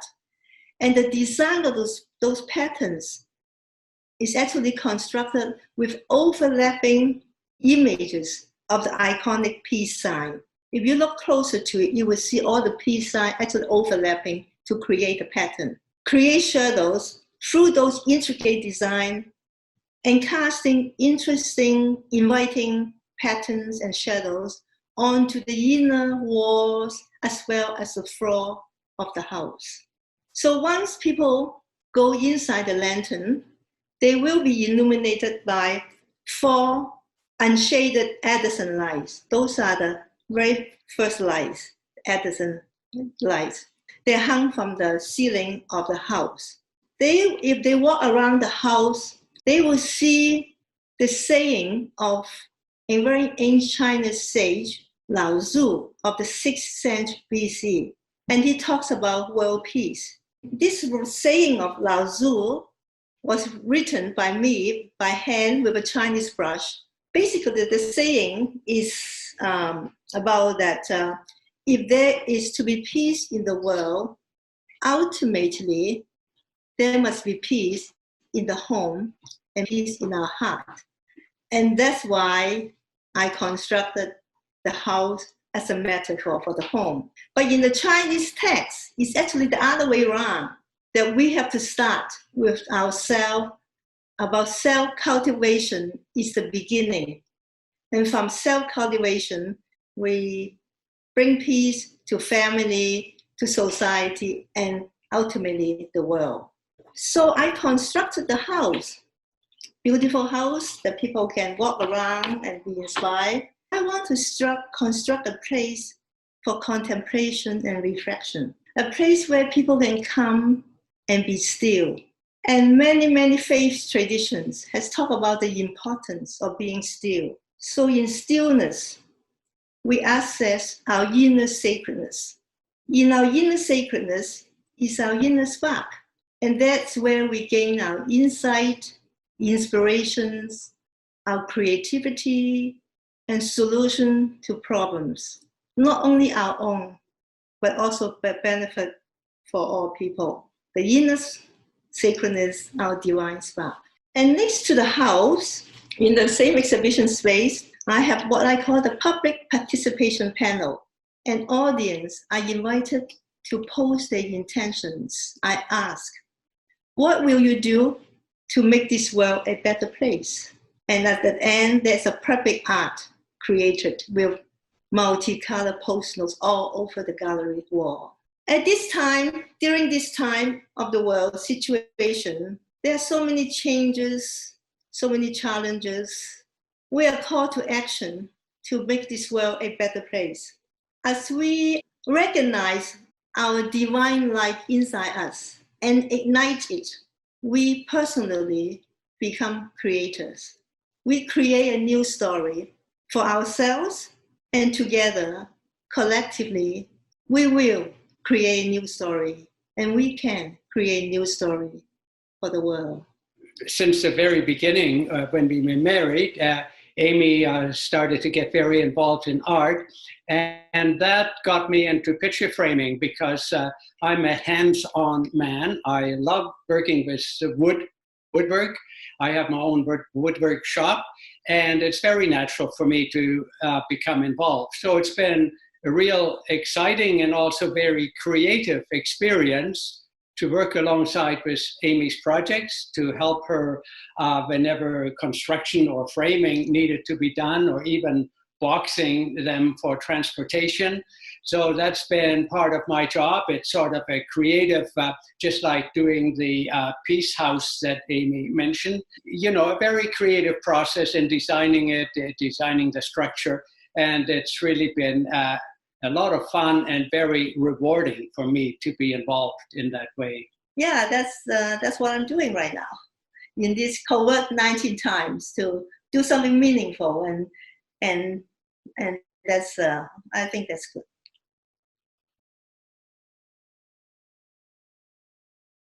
So how do we connect with the divine spark, or how do I connect with the divine spark? We don't have to do anything or go anywhere to connect with it, because it is us. It is what we already are. It is the very nature of our own being. Our own consciousness is the divine spark in us. So rather than trying to get somewhere or find something, what we should be doing is removing whatever it is that blocks the presence of our own being. And our own being is what we know as I am. It's interesting, you take the verb to be, I am, you are, it is. I am is the first person experience of being. So that I am that we all know, that is the divine spark. And it's something which is always there. We may not always notice it, it's always there. It's never changing. It's that same sense of being I had when I was, last year, 10 years ago, 5 years old. That sense of I-ness that never, never changes. That's, for me, the divine spark. And it's the same for every one of us. It's not, the I am Peter Russell, etc., etc. It's not that sense of I am. It's that sense of being, which never changes. I mean, so much about me can change. My profession, my preferences, my personality, all that can change. But the I that is aware of them, that never changes. And it has no individual qualities. It is just that pure sense of being. And because it has no individual qualities, it must be the same for each and every one of us.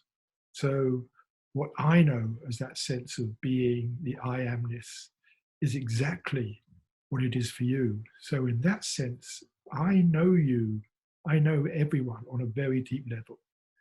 I don't know what it's like to be you as an individual with all your background and thoughts and feelings and all of that. I have very little idea of what that is, but I do know exactly what it's like when you drop back into your own being, into that sense of I am.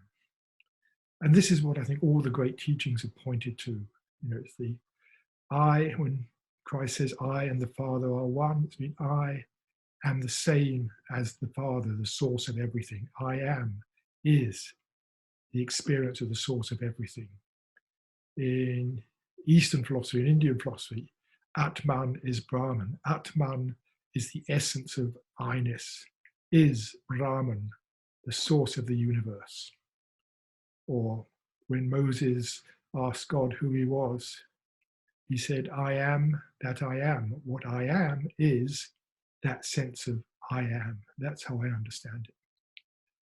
So how do we remove the blocks to its presence, or rather, what are the blocks to its presence? The blocks basically are our thinking mind, or rather, not so much the thinking mind, but the ego mind. And by the ego mind, I mean the parts of our thinking which are basically concerned with our own survival in the world. The ego mind divides the world up into me, here, this organism, and the rest of the world. And its job is to help me feel safe, secure, to find happiness, to be at peace, not to be suffering. And so its job is continually on the lookout for what might go wrong, what could happen, good opportunities. And so much of our thinking is filled with this thinking of the ego mind, looking at what's going on, what do I need to do, how should I do it, if only that happened, or what if this happens, that sort of thinking.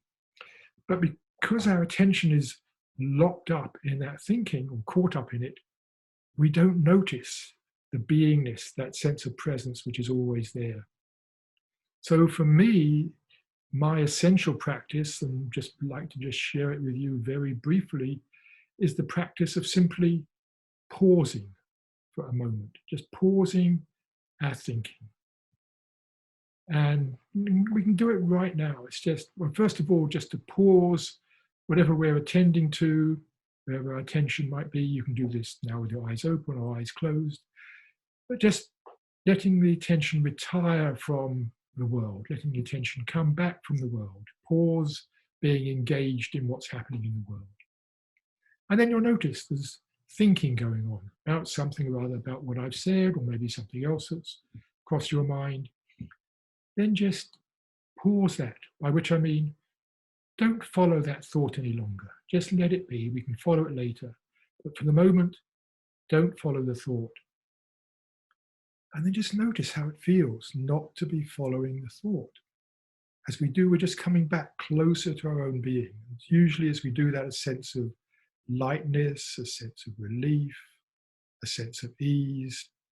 And that's partly because so much of our thinking is filled with tension. So when we just pause our thinking, there can be a sense of, yes, this is so much nicer and richer. And just to notice how that feels. And then just to let the attention itself just soften and relax. And as we let the attention relax, we just fall back closer to our own beingness. We come back closer to ourselves and begin to notice that ever-present sense of I am. So we just have to just pause the thinking and notice how it feels, and just notice that quality of I am, which is always there. And then just to soak in it. What I like to do is just to soak in that feeling, that sense of ease, that sense of relief, that sense of presence, that knowing of my own beingness, which is always there, but so seldom noticed. And just to be with that. And this is something we don't have to do it for a long time. I like to do it many, many times a day. Whenever I notice I'm caught up in some story, some thinking, some wanting or wondering or what-ifing, whenever I notice that's going on, just to stop and just pause the thinking and just coming back to being, just for a moment or two. I'd just like to leave you with that as a practice you can do whenever you feel like it. In fact, as often as you feel like it. Thank you.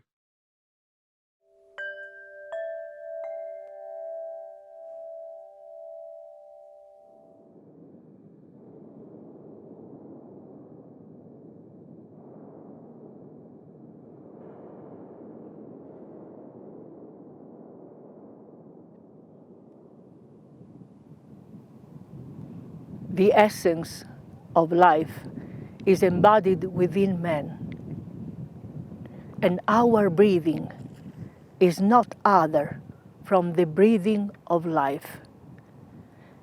Here on earth, we are billions of voices, a choir, a symphony of voices, which have many native languages, but one only human language, one only humanity.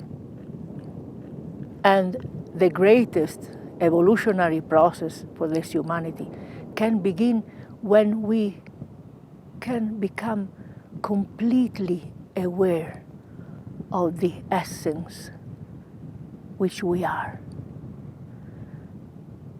Where all the world out there, all that exists, all that happens, is a unique process of a stream of consciousness, of life which we are, where our awareness, our thoughts themselves, our voices, our being, our existence, our presence, are constantly co-creating the evolutive flow of life. And today, only a full new consciousness of the life which we are can bring the human race and humanity towards a new evolutive era, which we all are yearning for on earth.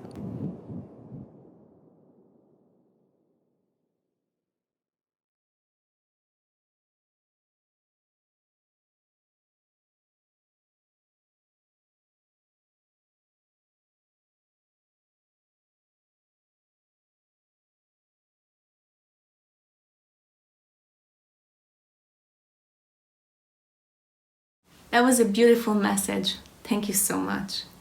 Before we end day 1 of the Source of Wonder event, I would like to remind you that there are still 3 more days to go.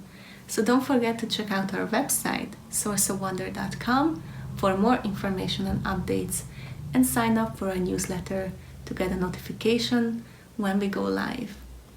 If you missed today's program, don't worry about it, because this whole video is going to be uploaded to our YouTube channel, so you can rewatch it anytime when it's convenient for you. And now, let's conclude day 1 of the Source of Wonder event with a performance composer, Ludwig Thumann, and a cosmic figurehead, Gregg Braden. Thank you so much for watching. See you tomorrow. May the Source be with you.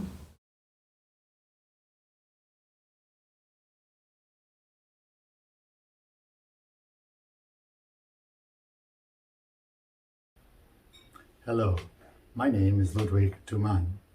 It's a privilege to join the individuals and organizations voicing their support for the noble aims of the Fuji Declaration. Together with all people of goodwill, we are working toward a sustainable, just, and more harmonious world. Later in this video, we will see 3 short films I produced that illustrate some of the principles of the Fuji Declaration. These films present inspiring folktales from different parts of the world, each told in a way that's artistic and entertaining through choral music and dance. But first, I'd like to share with you some thoughts on the significance of the Fuji Declaration and how my creative work ties in with its ideals. It is fitting that this declaration was made near Mount Fuji, which is a spiritual and cultural icon in the life of Japan, and is also recognized worldwide as a symbol of humanity's highest aspirations. The Fuji Declaration reminds us that the human race is a single family, inhabiting a single homeland, our planet. It challenges us to transcend our limited sense of self. On the one hand, it encourages us to remain identified with our culture, ethnicity, region, and country, for these are sources of humanity's wonderful diversity. On the other hand, it also urges us to rise to a new consciousness and a higher level of connection, that of oneness with the entire human race. It tells us that humankind's long ages of childhood and adolescence are now receding into the past, and we are now beginning to enter into the era of our collective maturity. We can expect that a maturing human race will eventually build an amazing civilization. Indeed, many of the spiritual and social features of such a civilization are outlined in the Fuji Declaration. However, every enduring structure needs to rest on a solid base. When a building is going to be raised, the builders don't start with the walls or the roof. The first thing they do is lay a concrete foundation. In the same way, for an enduring new civilization to be built, a solid foundation must first be built, and that foundation is human unity. If this is true, then it follows that whatever promotes the unity of humankind, whether in the spiritual, social, cultural, or material domains, will help to lay the foundations for that new civilization the Fuji Declaration calls on us to build. The world today faces a range of urgent challenges, from peace to climate change, that can be resolved only through global cooperation. But such cooperation is hindered by a lack of unity and vision. To achieve unity, an important first step is to learn to see all of humankind as one family and one global community. You see, at the root of most of humanity's ills lies an ingrained habit, the habit of perceiving people as the other when their physical appearance and culture are different from our own. This habit of perception prevents unity. It often results in rejection, unequal treatment, lack of empathy, or cold indifference, making it hard to work together to solve our pressing challenges. Meanwhile, humanity also lacks unity with the world of nature. At the root of this problem lies an ideology called consumerism, the myth that human happiness comes not from our inner spiritual life, but from ever greater levels of material consumption. Materialism and consumerism view human beings as cut off from nature, and nature itself as a mere commodity to be exploited. Consumerism is the mindset driving worldwide deforestation, pollution, soil degradation, and climate change, pushing 1 million species to the brink of extinction. It is clearly a task for educators throughout the world to teach about the oneness of humankind and about our critical need to relate to nature in a sustainable, harmonious way.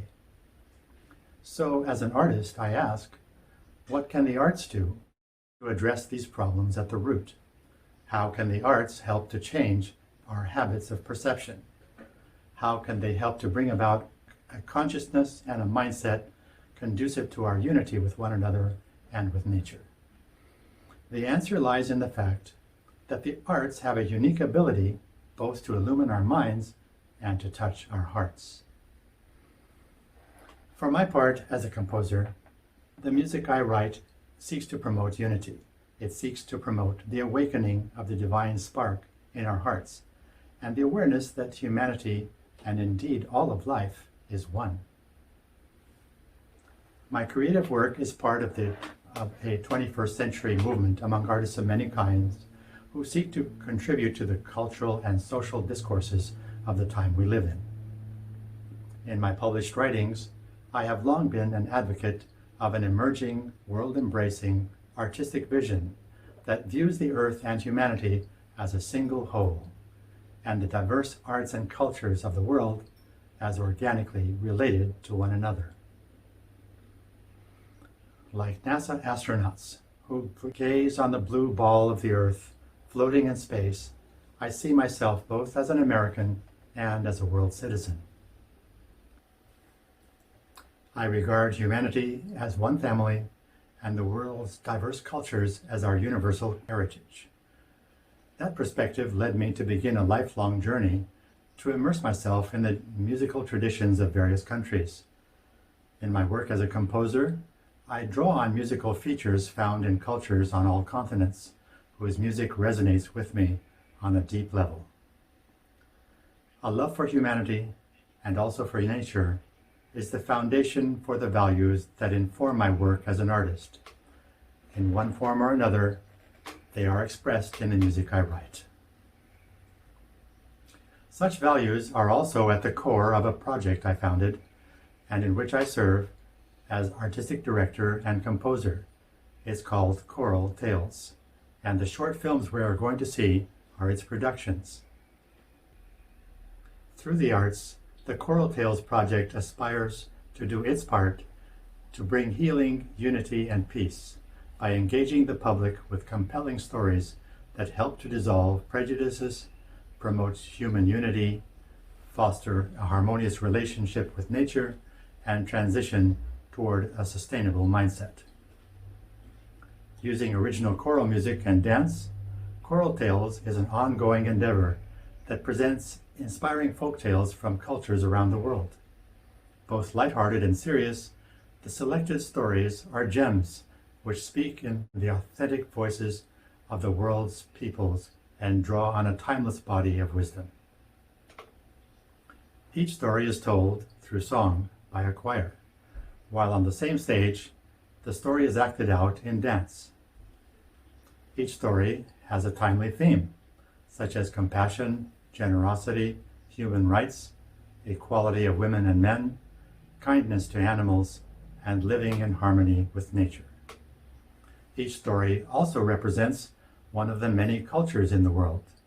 Taken together, the works of the Choral Tales project illustrate humanity's common aspirations and foster an appreciation both for cultural diversity and for the oneness of humankind. The project records the Choral Tales performances as videos. The videos and the music are then promoted to various kinds of audiences for their artistic enjoyment. They are also made available to community choirs and dance ensembles for their use, to the music and dance departments of colleges and universities in the United States and abroad, and as material for discussion groups. Our first three productions were based on tales from Scotland, China, and Tanzania. Plans for the next stage involve tales from the United States, Mexico, India, the Pacific Islands, and possibly the Middle East. We have plans for many more productions, resulting eventually in a colorful cross-section of humanity. Today, a growing number of corporations are giving greater attention to their role as community stakeholders. We invite such corporations and like-minded individuals to sponsor us when they find that their values align with those of the Choral Tales project. Now, let's see the short films I promised. The artists who participated are acknowledged in the scrolling credits at the end of the third video. These films will be even more meaningful if we know a little in advance about the story they tell. So I'll summarize each one before it plays. The first film is based on a folk tale from Tanzania in East Africa. It's called Cat's Protector. This playful tale redefines power to mean loving service to others and highlights the power of women. A summary of the story goes like this. A wild cat in the savannah feels small and vulnerable and decides to look for protection from a powerful animal.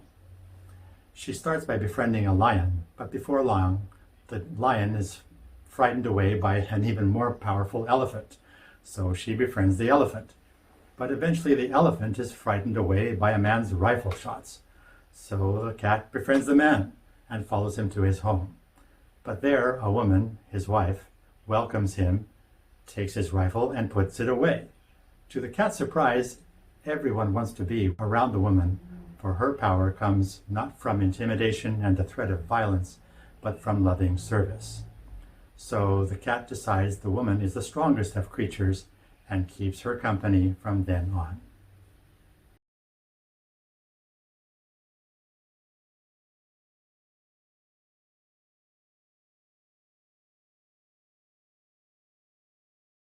The Tale of the Cat's Protector.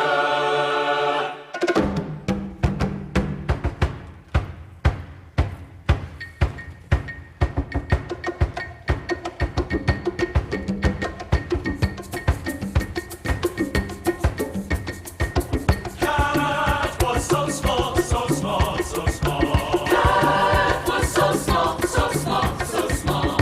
It was a great sorrow, sorrow, sorrow.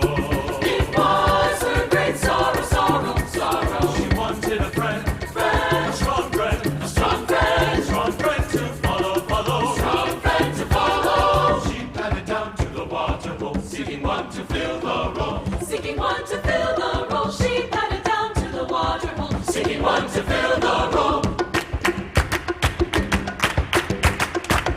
A woman with the water pot, water pot. A woman with the water pot, water pot. Impala, parrot, antelope, antelope, antelope.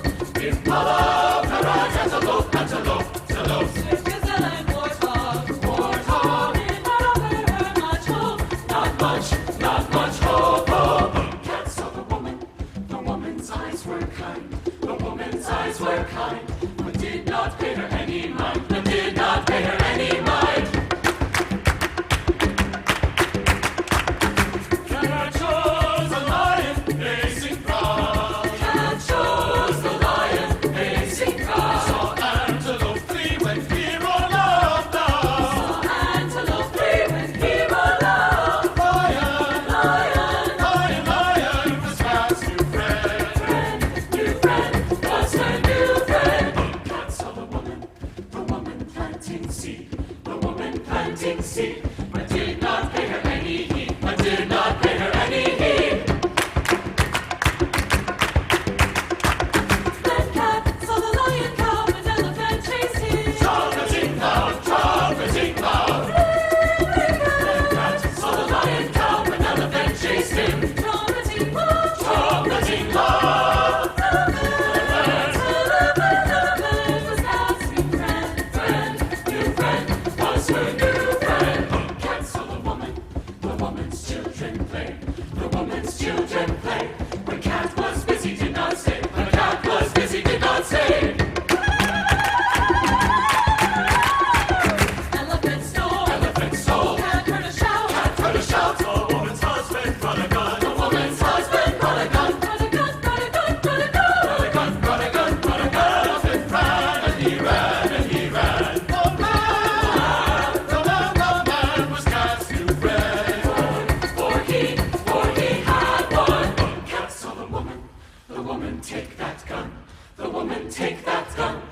Put it away when the day was done. Put it away when the day was done. Yeah.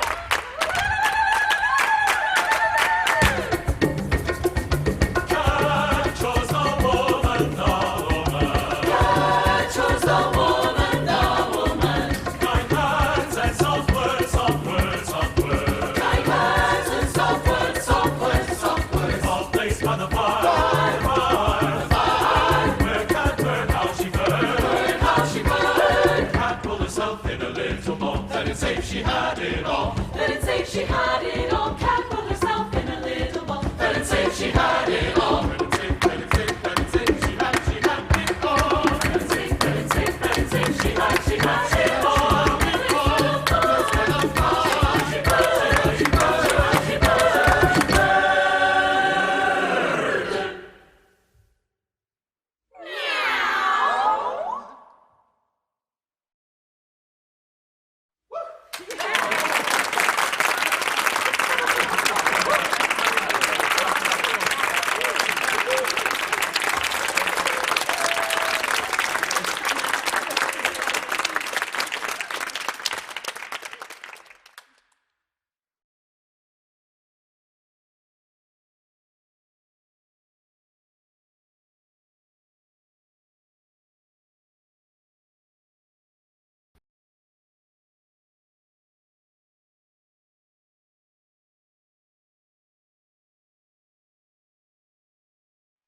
Hello and welcome to Source of Wonder, Sparking Divine Reconnection.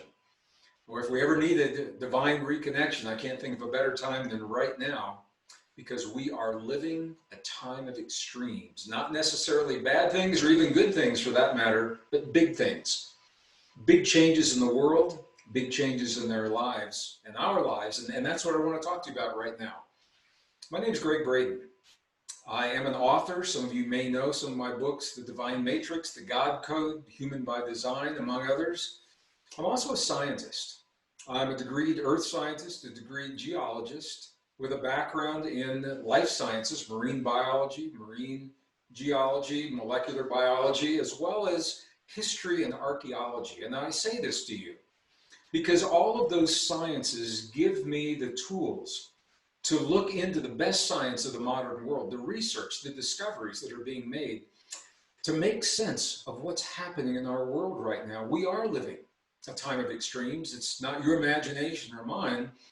Your world is changing, my world is changing, and it's changing for a reason.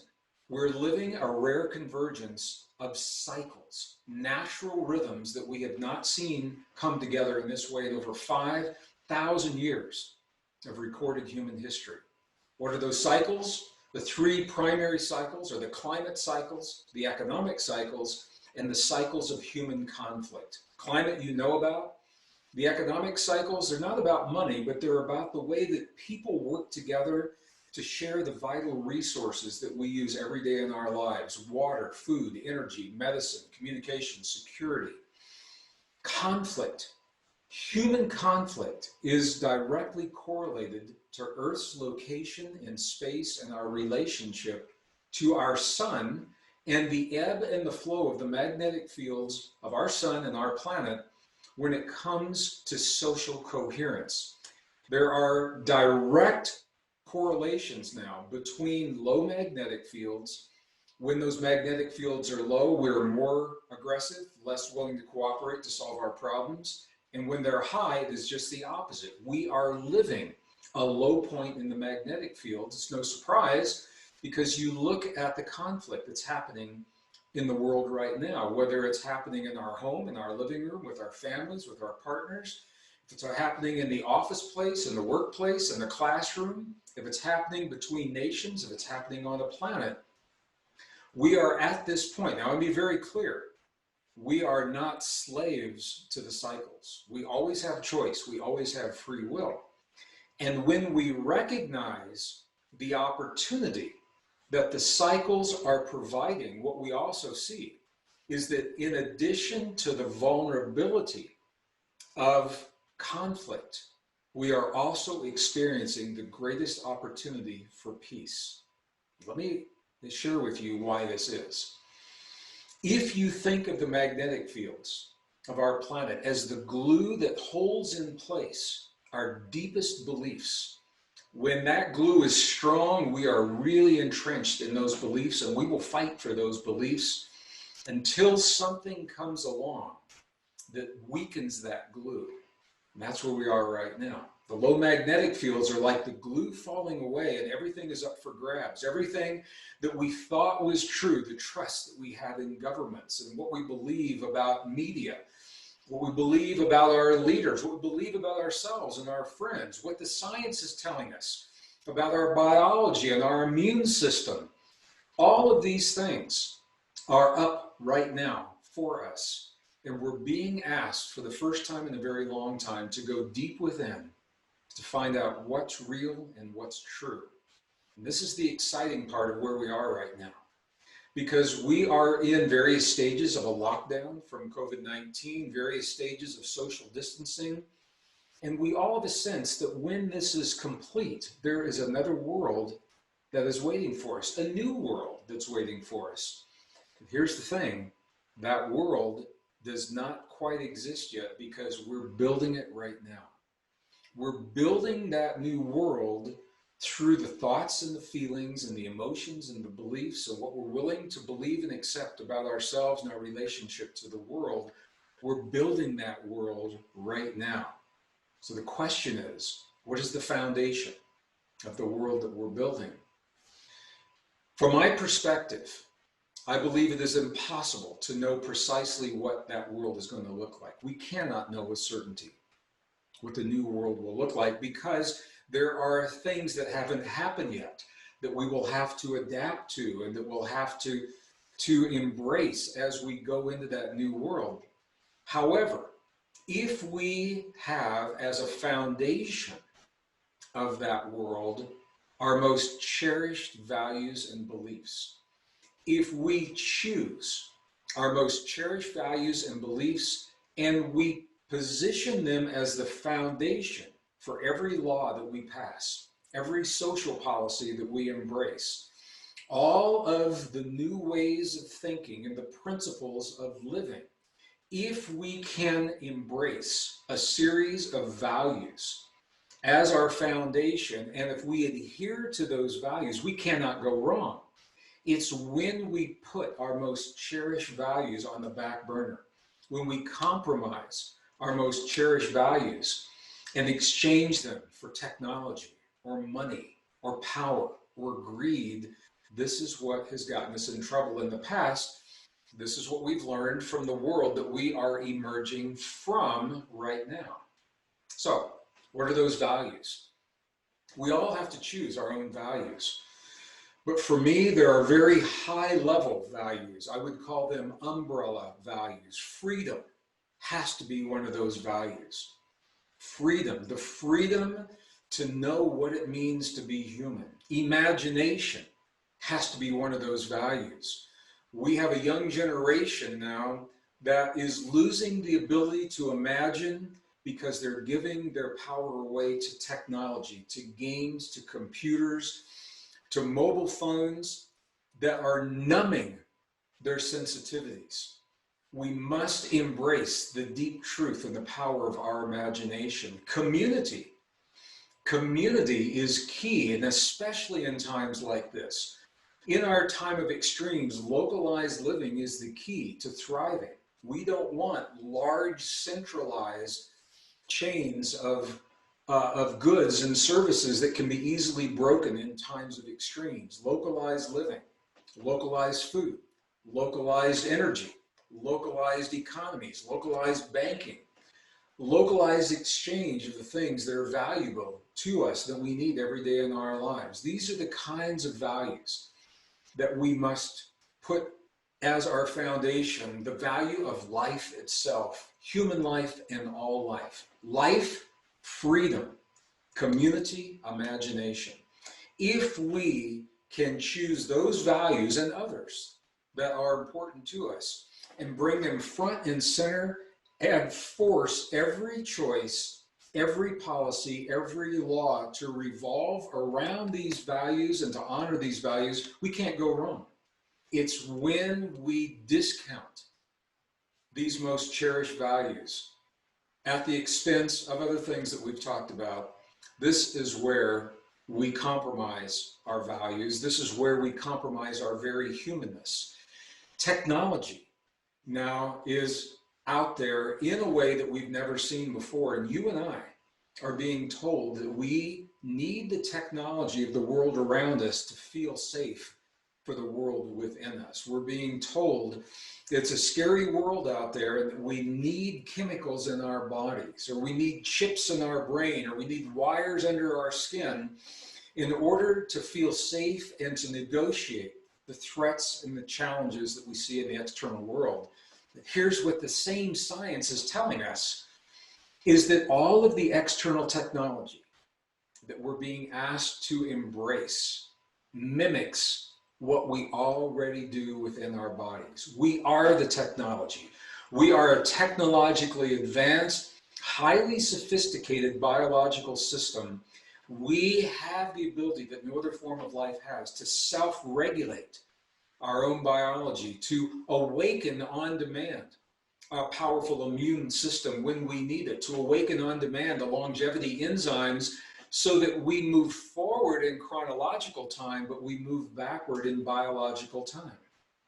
We have the ability, we're the only form of life that can awaken our resilience on demand so that we can be at our best to meet and transcend what life brings to our doorstep. No other form of life can do these things, self-regulation of biology.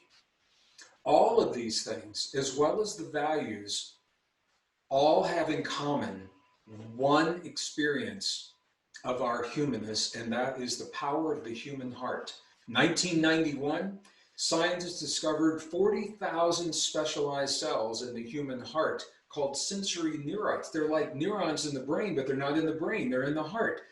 Our sensory neurites of the heart, they feel independently of our brain. They think, they sense, they remember, they experience independently of our brain. But you and I know that intuitively. And that's why we've always gone to our heart in times of need. When we're suffering, the first thing we do is we touch our heart for relief. If you ask someone, where are you in the world?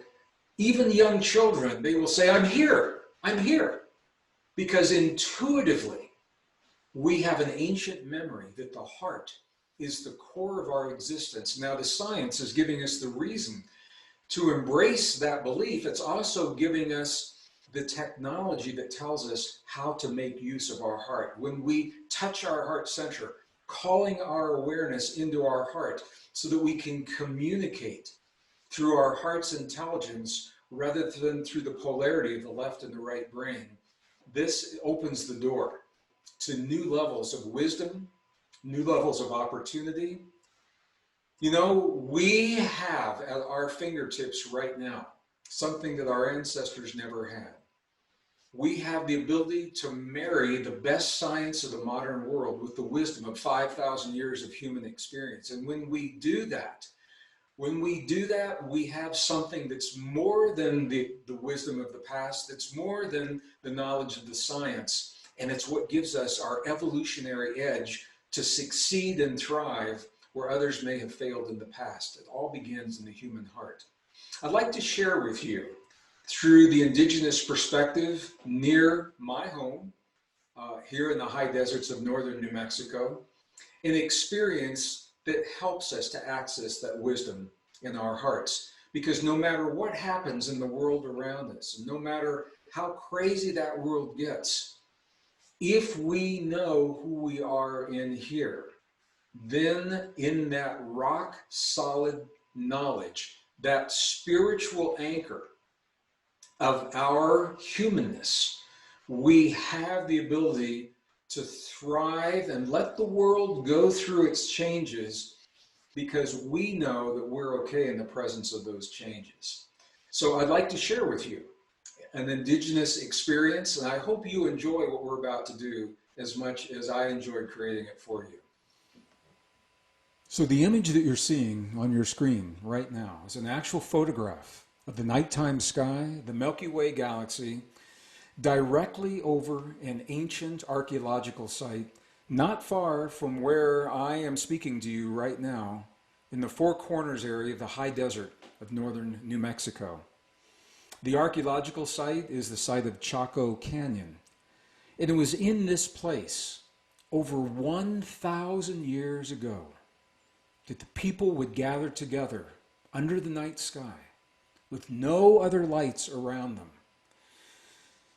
to allow themselves to be in the presence of this beauty and allow the beauty to carry them into the deep knowing of their relationship to the cosmos and to the earth, to the cycles of climate and to the extremes that they experienced in their time, not unlike what we're doing today.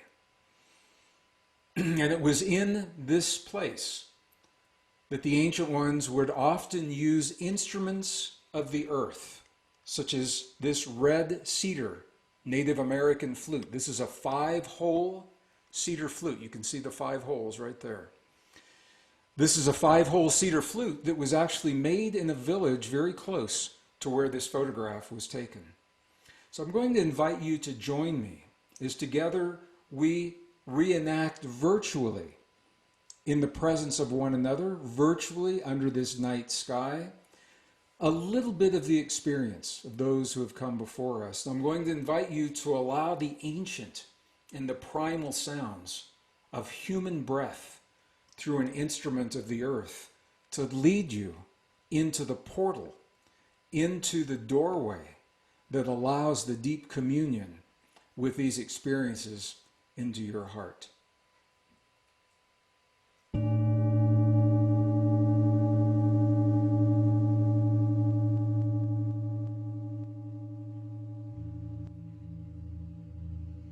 In the traditions of the ancient ones, those who have come before us,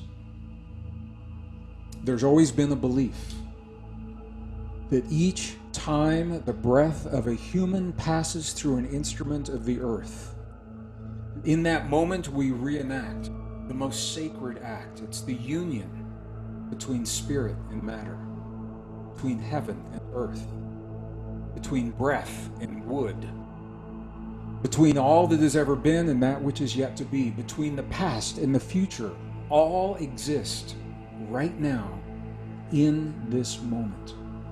And it is through our hearts that we open the timeless doorway that connects us to the wisdom of the past and the wisdom of the future, so that we have it for ourselves in this moment. I invite you to allow these ancient sounds to lead you past your thinking mind into your feeling heart for precisely this reason.